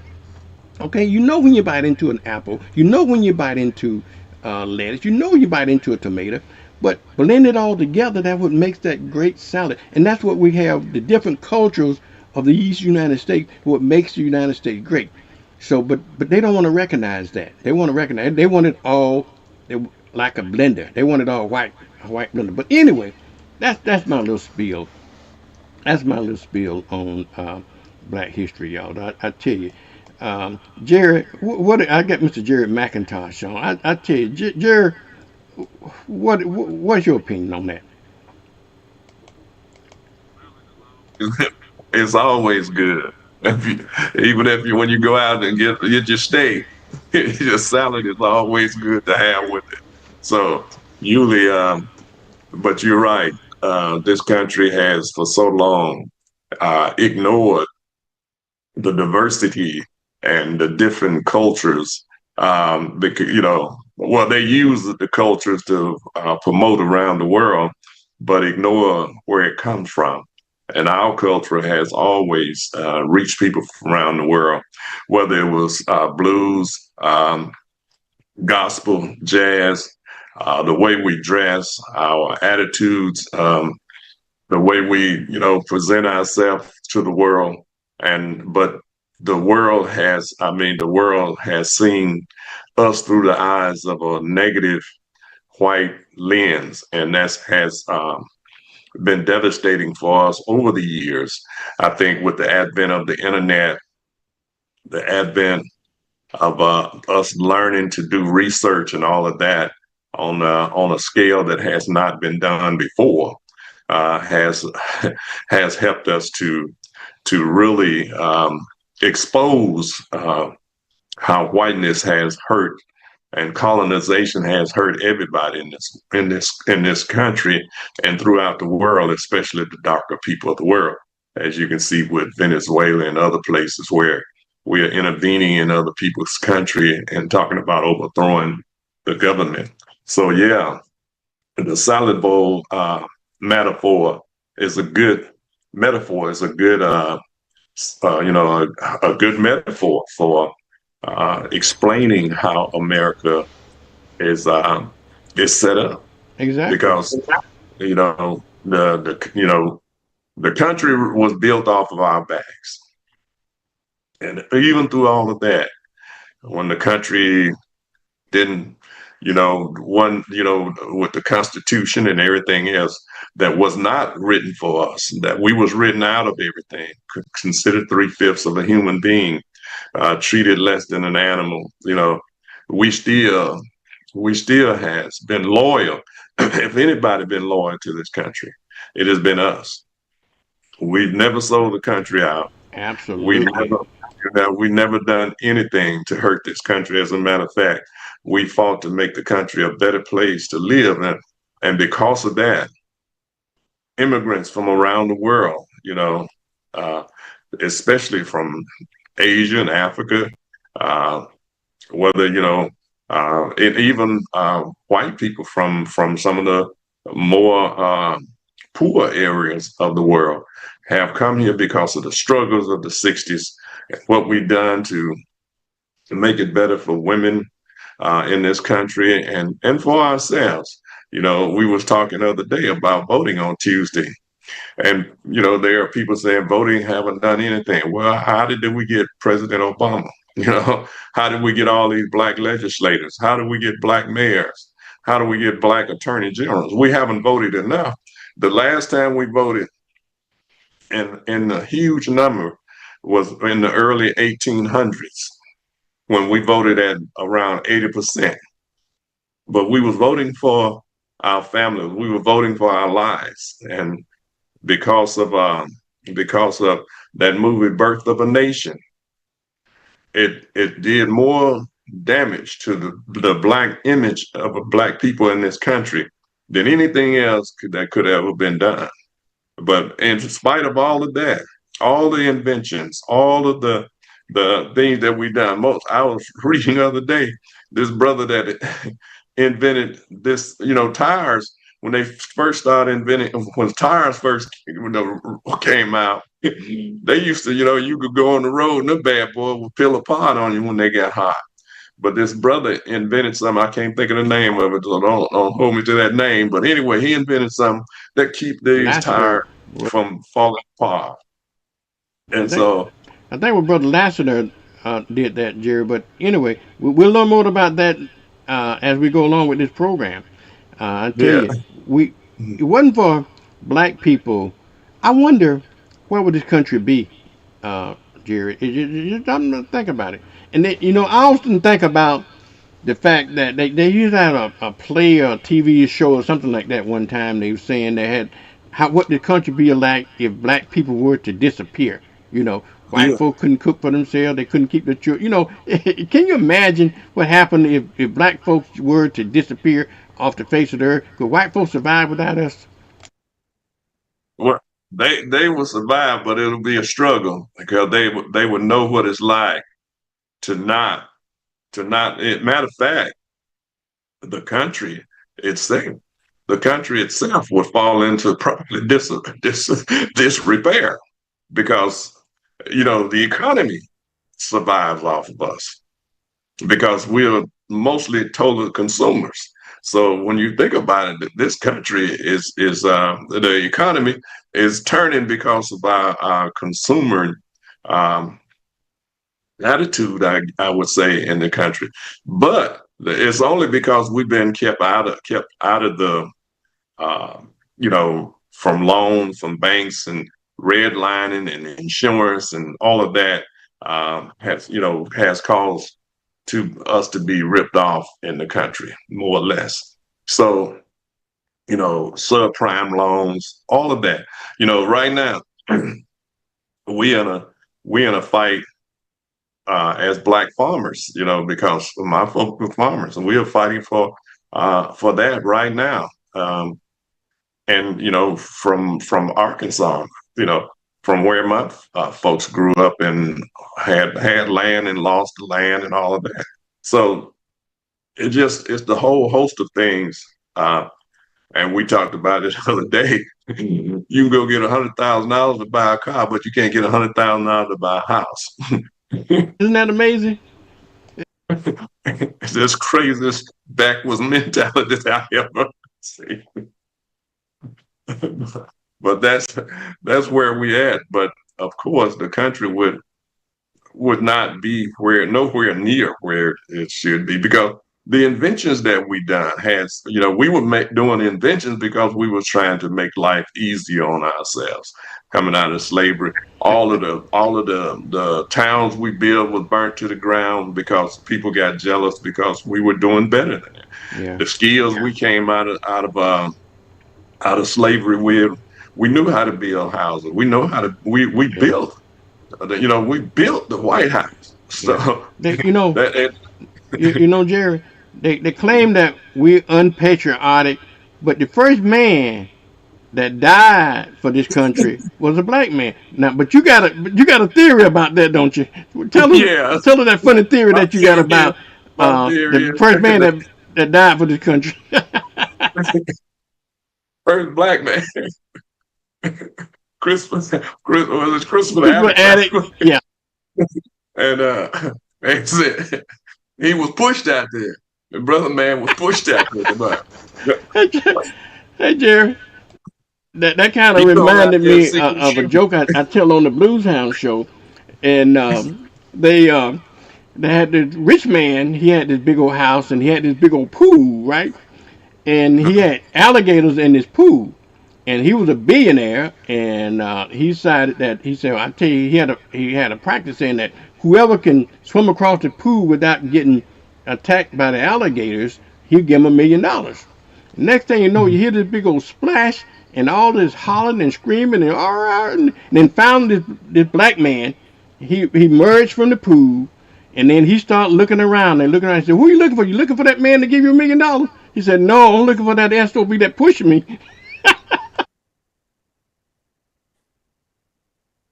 That's just the way it is at Christopher Attic, huh?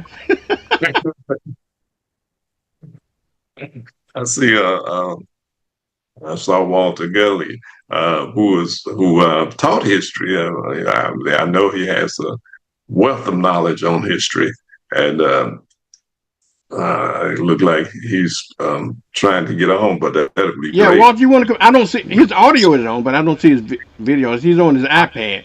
Maybe he told me he's retired, Jerry, and maybe he don't want to. Maybe he's still in his pajamas. Walter, you still there? Yes, sir. I'm here. All right, there he is. We got him here, right here. He's on. Well, look like he's overseas somewhere. Bring your camera down a little bit, Walter. Bring your camera down so we can see you. We won't like you peeping up like you're just peeping up. Bring that laptop. That laptop. There we go. There we go. All right.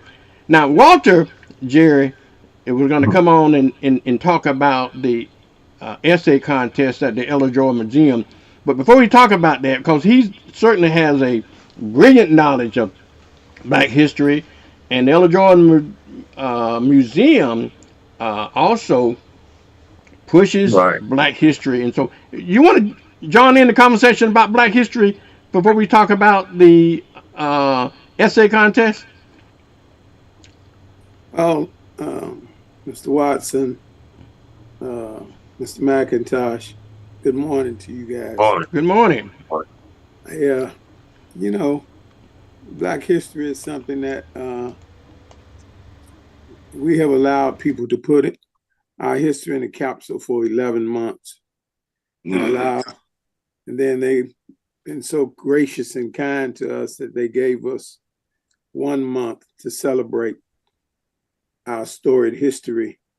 And then that month in February just happens to be the shortest month in the year.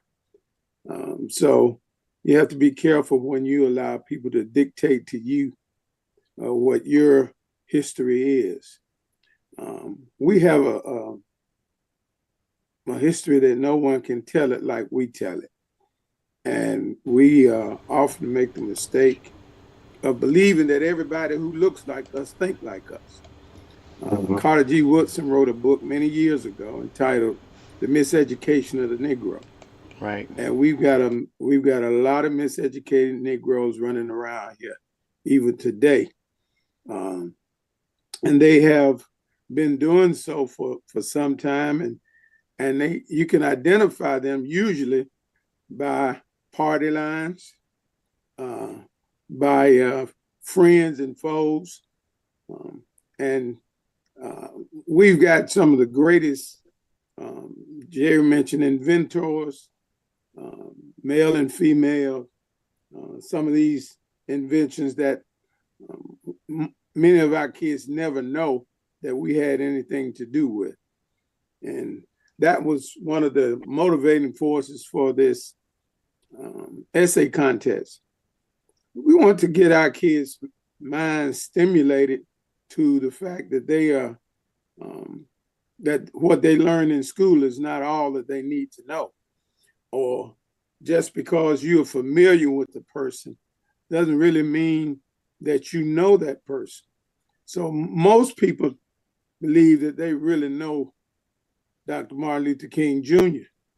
Right. They can quote a few things, and but when you look at his life and his legacy, you start out understanding that his name originally wasn't Martin Luther King Jr. Right. His name was actually Michael Luther King.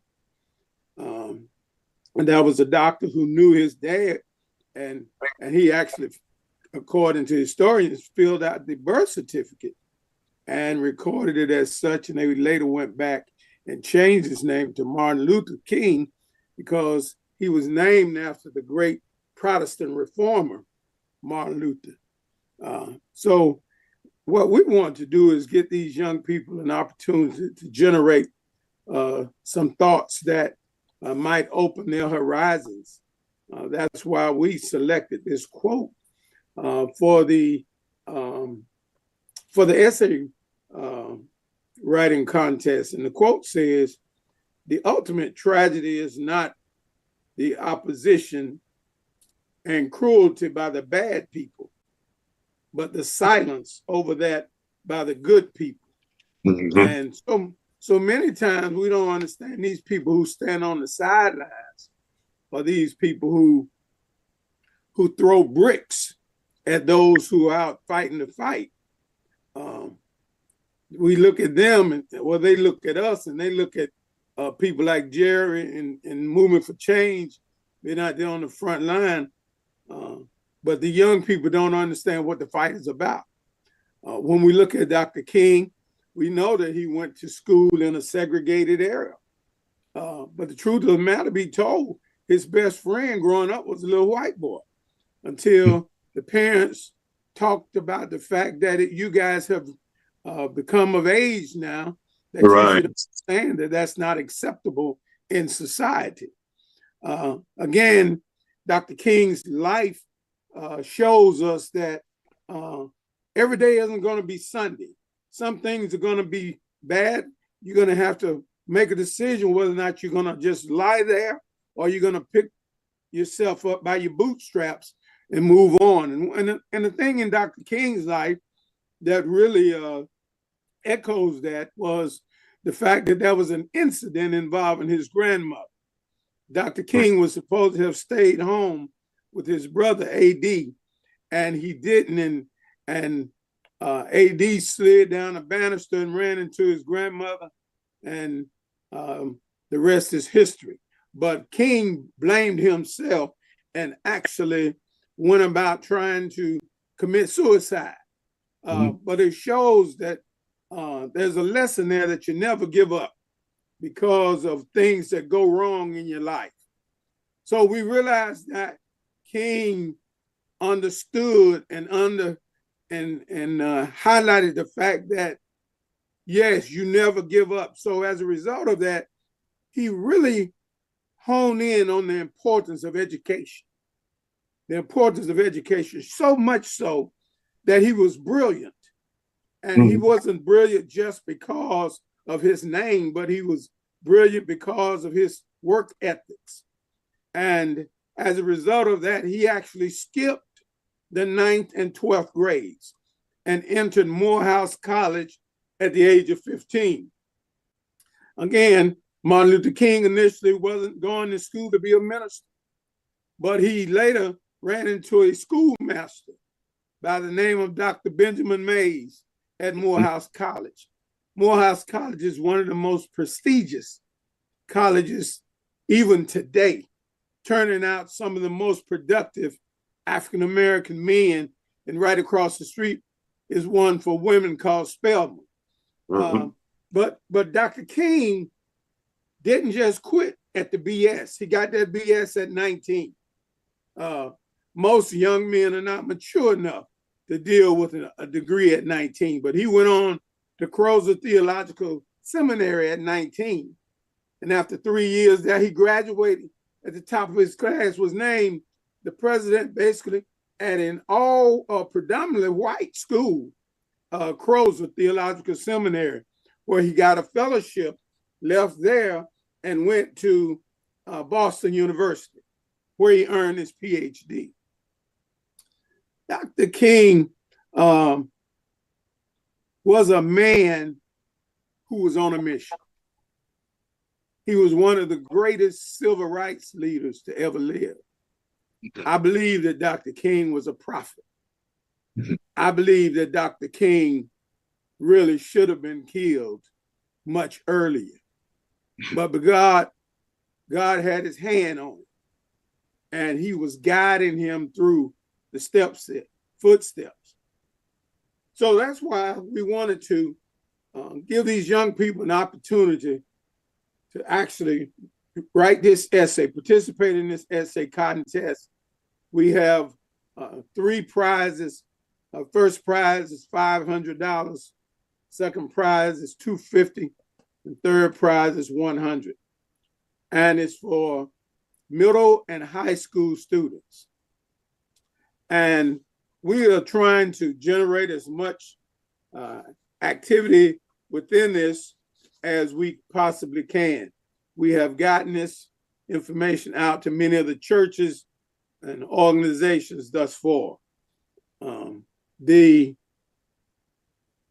deadline for the submission of the paperwork is January 19th at 3:00 p.m. The essays should be submitted to our headquarters at 423 North C Street, which is right there on the corner of C and LaRue, where most people refer to as the Pink House, who been around Pensacola some time. So we are trying to continue to push forward the dream of Ella L. Jordan, and one of those was to make sure that we keep these young people minds educated, and Georgia Blackman, that was one of her dreams as well. So we're really serious about this, and anyone who has any questions about it, you can get with me or Mr. Watson, and Jerry knows how to get in touch. And my email address is walter.gully18@gmail.com. Okay. Walter, make sure you send me the flyer or something like that so I can continue to push it throughout the month of December and into the month of January, so we can get as many participants as we can. And whose idea was that? Was a great idea, so you can get the young people engaged, and so that they can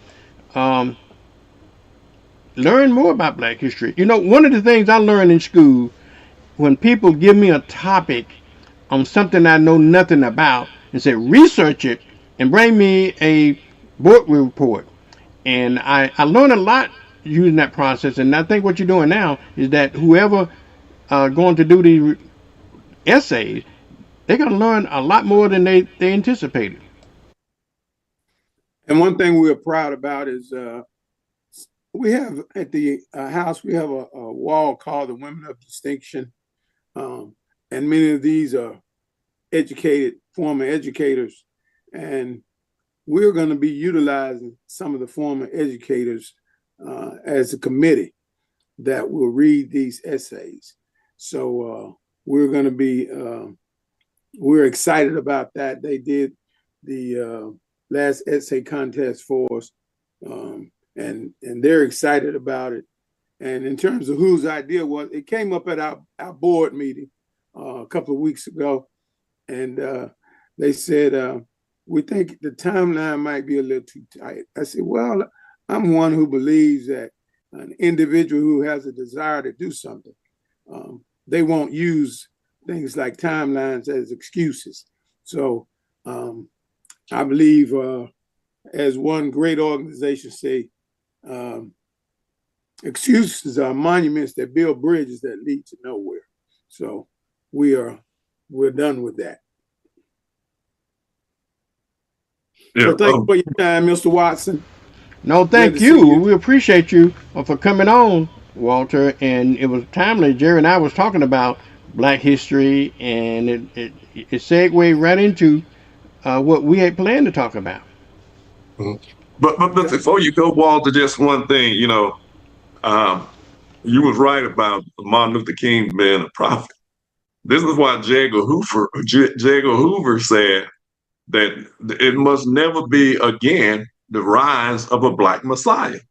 They understood who King was. We didn't understand. Most of us at the time did. I guess we really did, but we just didn't know how significant and how deep it was. I remember Martin Luther King said he did a prayer. He said they had bombed his house and all that, and he said when he was into a deep prayer, and he said he felt that he could hear the voice of God saying, "Get up and go and continue to do what you were doing." But he said he said, "I didn't pray to the little God. I prayed to the big God."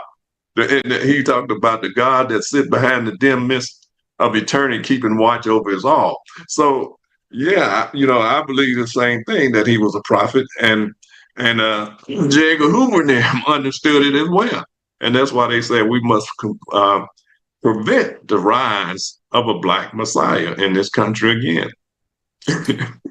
Well, Jerry, that's why they were so afraid of Dr. King and Malcolm X coming together. Right. And they were on that path of coming together. Mm-hmm. That's why they had to do something to step in and to stop that, because we are a people who are so divided by other people. You remember, Jerry, we went to the Million Man March.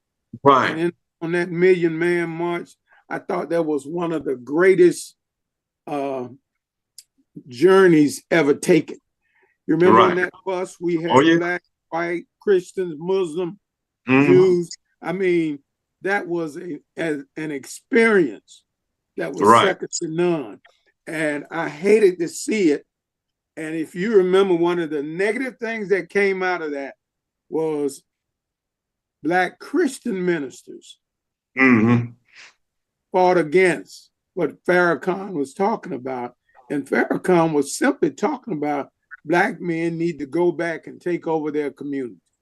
Right. Exactly. You are absolutely right.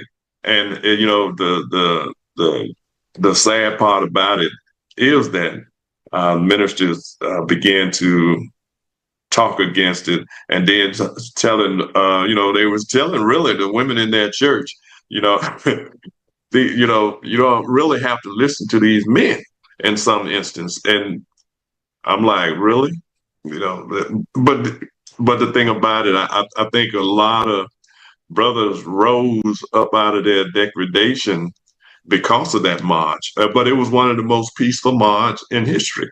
And of Black men gathering in history. But they still tried to make us 3/5. You remember we were coming out of DC, and they would say, "Oh, it was about 400,000." We know that it was more than probably close to almost 2 million Black men gathered there, because they were applying the 3/5 rule.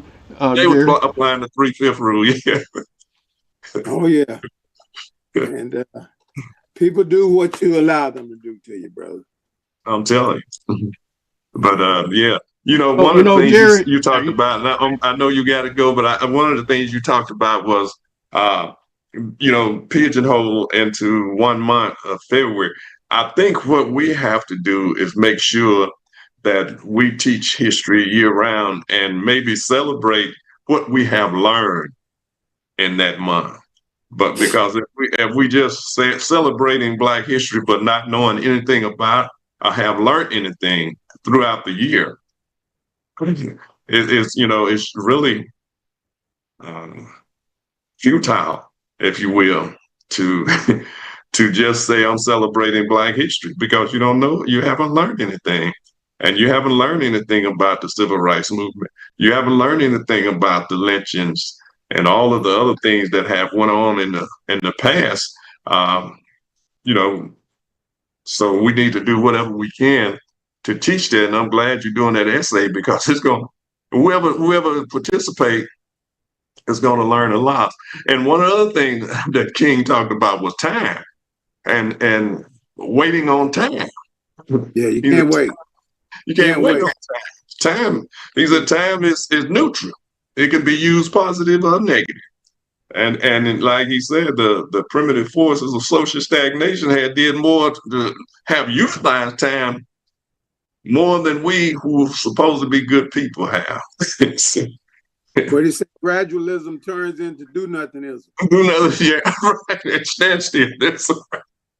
You're right. For that reason, last year we actually had a Black History program in March. Mm-hmm. So I don't get caught up in what people say.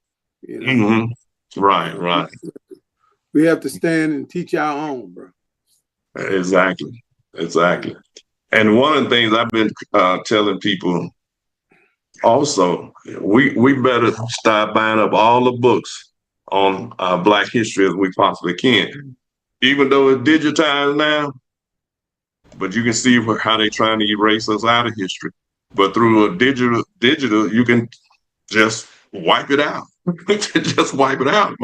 But if you got those books in your house, you can teach, you can continue on with your history. Hey, Jerry, I always say with the banning of the books, we need to go collect those books. Exactly. If they're going to throw them away, let's get them and have our own Black library. What's been going on at Real Women Radio, Nicole, have a Black bookstore. You know, anybody want banned books and throw them away? Donate them to our Black institutions like that. When we have a Black bookstore, you can go in and you can have coffee and read all and check them out and stuff like that. Well, actually, maybe it's time for having a Black library. You know, I don't know, just an idea I'm throwing out. It is long overdue. Long overdue. Yeah. Walter, thank you. Appreciation, and send me some information. Just text it to me. Email it to me, and I'll make sure I talk about it every day from now on. And about the essay contest, it's not only is an opportunity to learn, but it's an opportunity to make some money. Okay, first prize is $500. Second prize $300. Third prize is $100. Hey, what more of an incentive would you need to learn? You're gonna get paid to learn about your culture. Hey, be a good deal to me. And what day is it that you were doing it, Walter? The deadline is the 19th. We're actually going to have the program for the reading of the winners. It's going to be on the last Saturday in January. Last Saturday, okay. Is it 19th of January? 19th of January or the 19th of December? The 19th of January is the deadline. Deadline, right? Okay, that's what I was trying. 3 o'clock. And they're going to submit it to the Ella Jordan House, right? Or they submit it online. Now, if they want to submit it online, they can do that. Okay. And they would send it to me at walter.gully18@gmail.com, or they could send it to the ellajordanhome.org. Is there a restriction of a sort, an age limit or whatever? Who can participate? Middle and high school students. Middle and high school students. Okay, great. Right. All right. Anything else, Walter? No, I think that we're gonna have the program on January 31st from 11 a.m. to 12:30. Okay. Down at the Ella Jordan House? At the Ella Jordan Museum. Really? Right. Okay. And the phone number at the museum is 378-0281. Okay. Very good. All right. Well, thank you so much for taking time And getting up. last thing, We know you retired, but to just show your commitment. yes, sir. But the last thing, the actual essay must be between 500 and 750 words, double spaced. Hear that? 500 to 700 word double space. How you submit the essay. Right. All right. Well, I'll emphasize it for you. Just send me the criteria and everything. Did So I send you we'll talk about. Did I send you the letter, Mr. Watson? Did I send you I the saw letter? it somewhere, but I don't have. If I- you have a send it flyer or back. anything, because sometimes it's easier for me to display a flyer on TV. I can't when you send me a PDF file. I can't hardly download those. I get a Okay. JPEG file and I can download those easier for TV. So on the Okay. PDF file is a little bit difficult for me. We'll get something to you. Okay. Well, thank you. We appreciate you. And Okay. we'll do it do it again on Sunday night as well. Yeah. Okay. On our voices. Our voices on Sunday nights. Okay. All righty. All Walter, right. thank you so much. We appreciate you. Okay. All right, y'all. Michael. That You was have a great Mr. Walter Gully of the Ella Jordan Museum.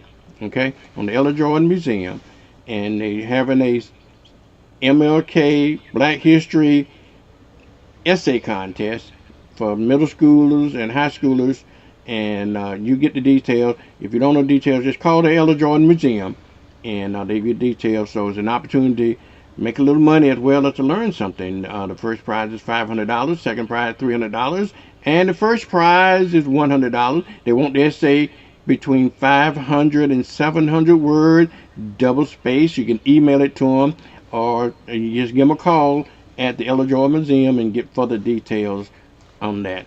Thank you, Walter. We appreciate you, man. Appreciate you, okay? All All righty. right, brother. We'll see you later. All right. Bye-bye. All right, Jerry, we're going to turn a page here, if you will. I thought we are going to have Derek on and Charles. I'm interested because Derek, I want Derek to have a regular time to come on. Maybe I can put him on a Friday so he can talk about the other he come side. on You know, I got he- Charles coming on every Wednesday at 8 o'clock and give his position on the other side. But I want to do equal time. And I want Derek to come on maybe on a Friday. But I thought he had agreed to come on today. And we're going to talk about some issues that Because maybe he can. happened last He night. can come Jerry. on. Yeah, because he can come on with me every Thursday because we've been working together for years. Okay, well, tell him we welcome. I thought he was going to come on today. Derek, I know you're listening. Get on the horn because we got some important questions. Charles, I know you're listening. Get on the horn. You just tune in here because we're going to try to understand the other side. Jerry, now, did you see that? I didn't even look at that S show last night, and I don't know what happened. I can't, it's just so much I can stomach from that man, okay? And I'll be honest with you, I just can't, I can't sit there in good conscience, listen to lies and knowing they're lies that goes unchecked, okay? Yeah. And he's really deranged, and nobody called him down on it. So, did you look at it last night? Can you summarize what the hell he was talking about last night? Because I didn't look at it. I can't. I didn't want to feel ill today. Yeah, I can't look at it either. I just saw an excerpt from it and some of the stuff that I read that he said. Of course, everything is Joe Biden's fault. Joe Biden living in his head rent free. Like he's living rent free in his head. He cannot get rid. Here's a man who falling asleep on TV, calling Joe Biden Sleepy Joe. With every chance he get, Sleepy Joe. All that projection, everything that he says about everything else, Jerry, is what's true about himself. Exactly. And that's the sad part about it. You talk about the economy, the best, and that he done brought in $19 trillion from tariffs and other countries paid it. And he think that the American people don't know that they are the one paying for these tariffs. The country's sending their stuff here. We buying it, and we are paying that tax. All it is a tax on the product that's coming into the country that we are paying for.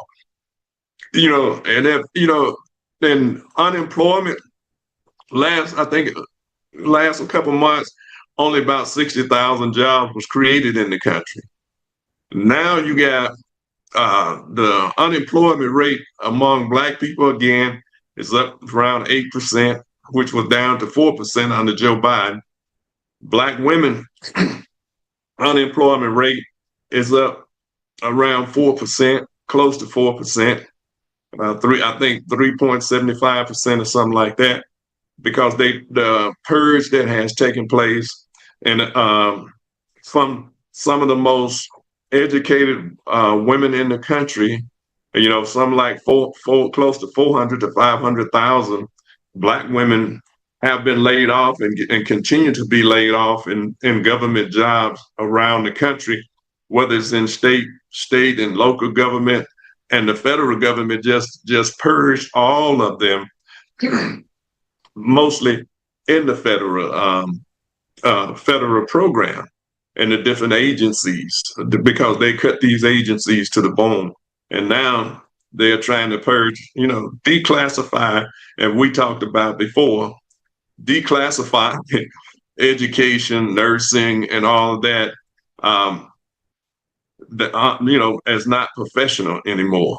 And that's, it's really, these people are really some of the dumbest people on the planet.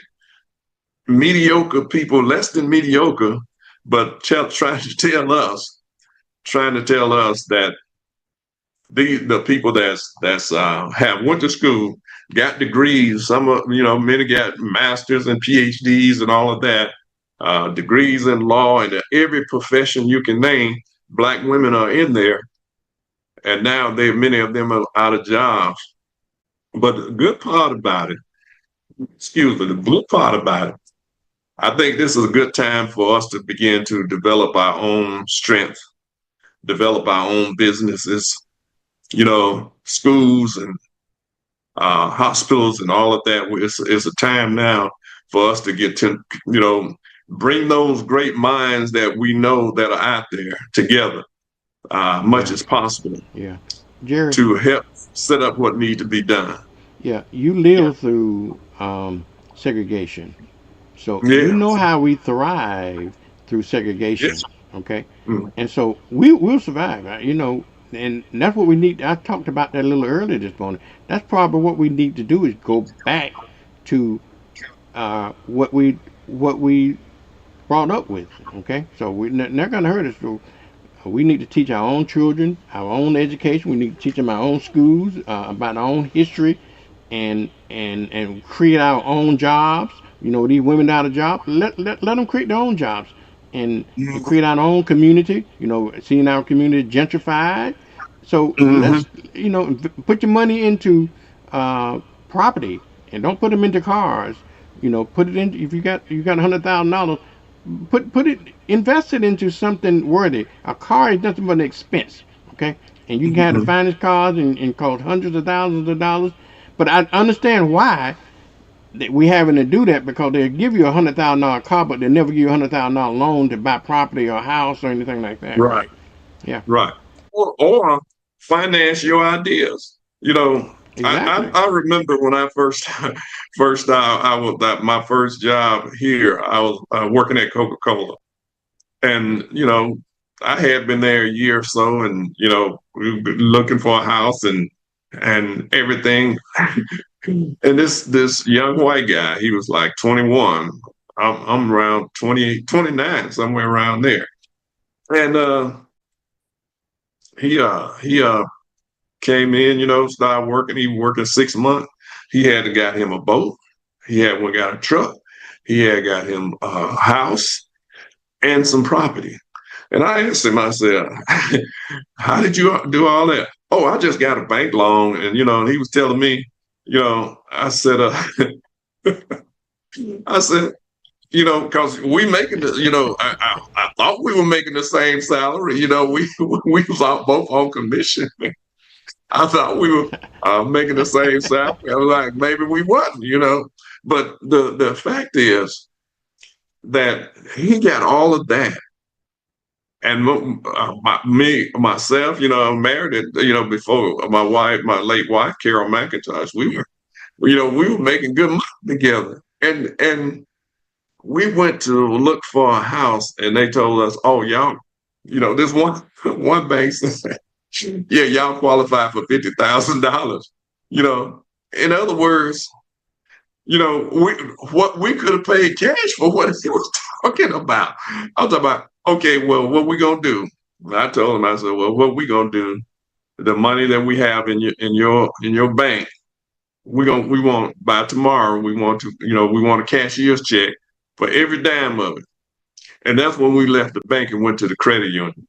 And then this brother that I knew, I didn't even know he was into mortgage and all of that thing. And I was telling him about it. He said, as a matter of fact, he was in 100 Black Men with us. I didn't even know he was one of the loan officers with the bank. He said, give me your information. He came, when he came back, he had qualified us at that time, in the 80s, he said, well, I can do 180,000 up to 200,000. I'm like, oh, okay. Now this other bank said $50,000.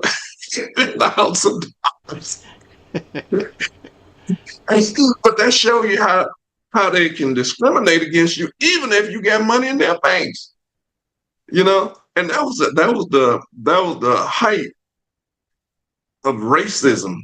That I told him, I said, I know what you're doing is racist. I told him point blank. I said, but tomorrow I want a cashier's check for every dime I got in this bank. And and Carol, and at that time, I think you had to be a teacher or something to be a part of Members First. So we joined Members First. And it was no problem from that point on. But that showed you how banks continue to discriminate. And then he went on to talk about getting another loan on top of that. You can get a loan that's when they were giving them subprime loans. And that's what has hurt Black people over the years. When the turn down came, Black people had all these they had 2 and 3 subprime loans trying to pay while they're paying their mortgage. So it caused them to lose their home. We lost 50%, 50 to 60% of our wealth in 2008 in one fell swoop. So that's why we have to be very careful. And that's why we have to become parts of those, our own institutions. And there are some Black banks. There are, I think it's around 31 now. But, at one time we had more than that. And real quick, Dr. What's his name? He's at Howard University. He's on Sirius XM radio. Anyway, they are helping people to set up freedom schools around the country. I'll have his name Sunday, but they are helping people set up freedom schools around the country. It's him and many other sisters and brothers. And these schools has helped to bring about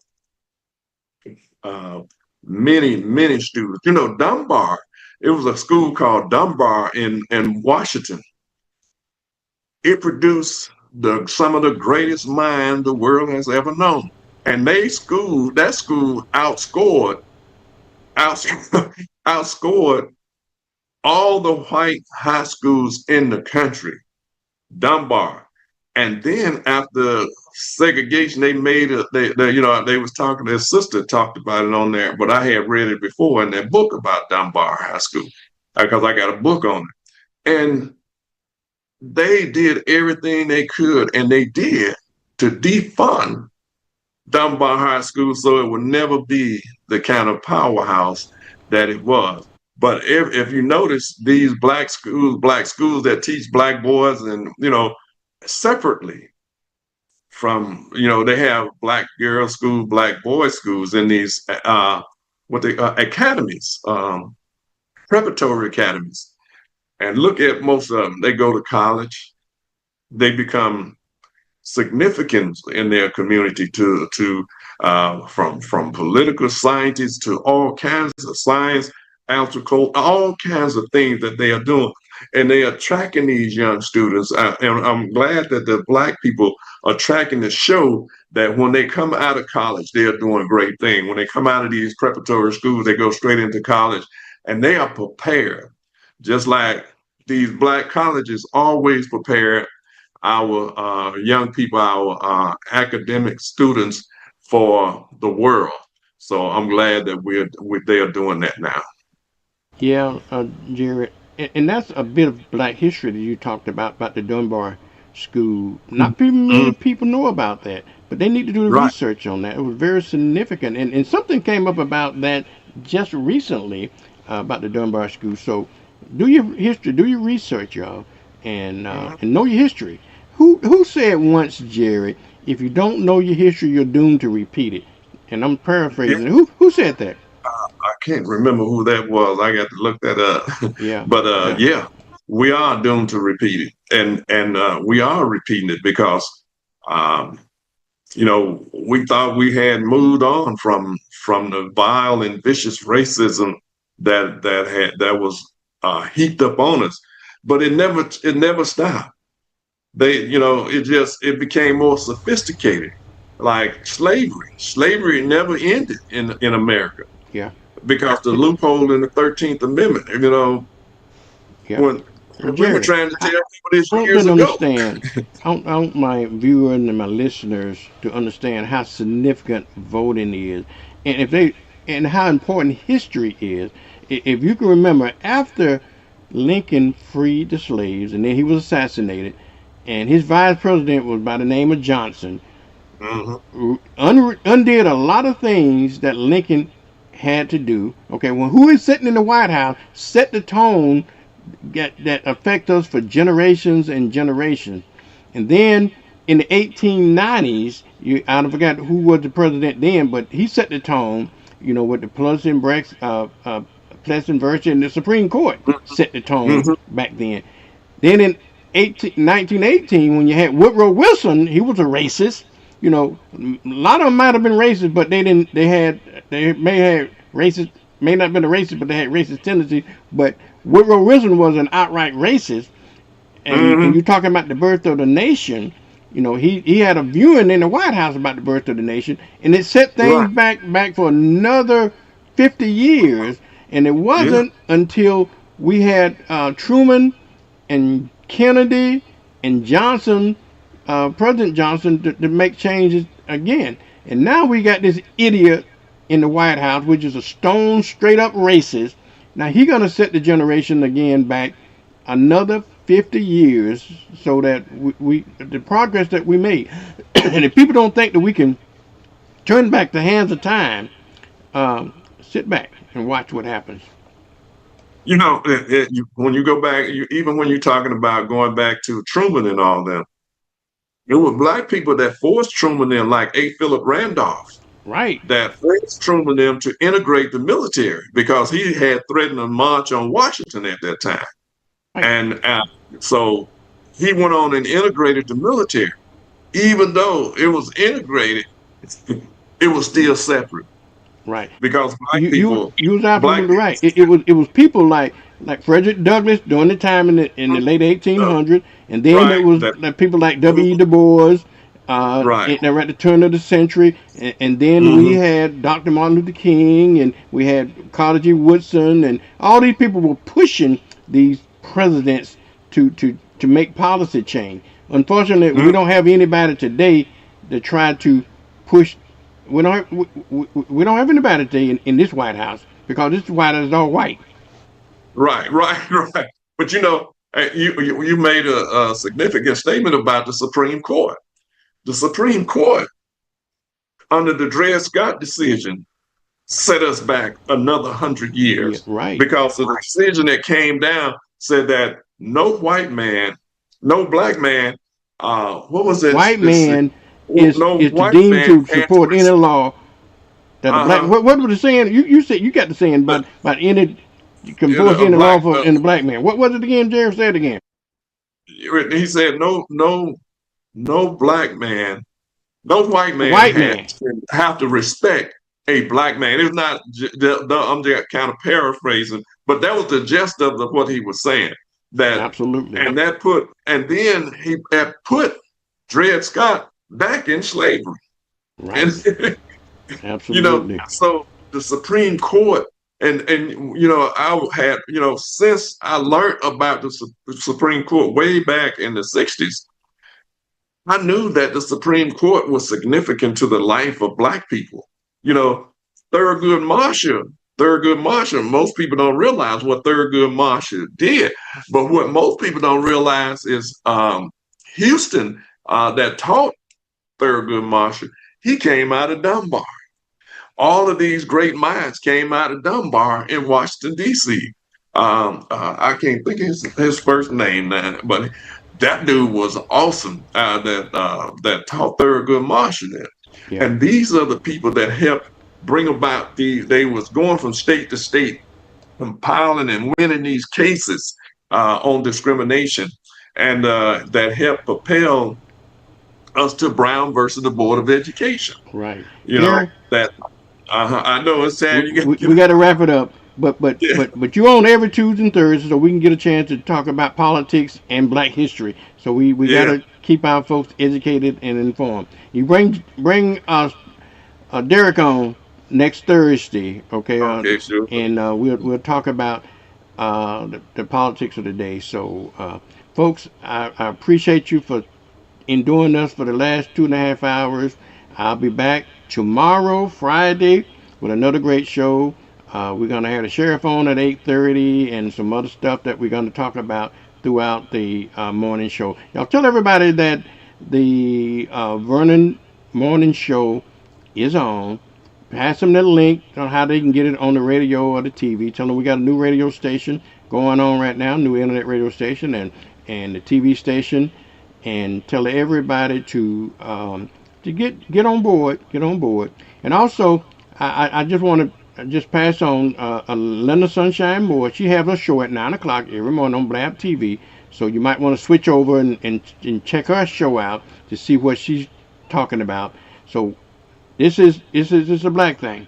You may not understand it, but it's a Black thing. We're going to pass on information that's going to affect our community and support our community. Jerry, you got 30 seconds to wrap it up on your end. Just want to let all our members know that we are tonight. That time came quick. Tonight we are having a Christmas fellowship at Moving for Change. So if you're a member of Moving for Change, come on by and grab something to eat. We'll also bring a covered dish. We are asking everybody to bring a covered dish.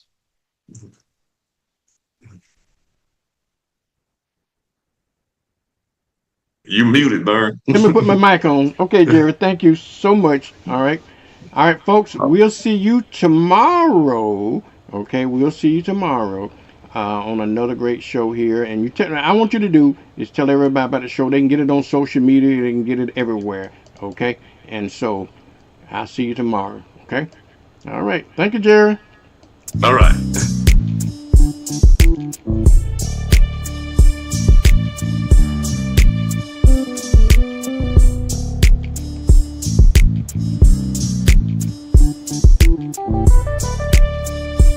Who made this beat?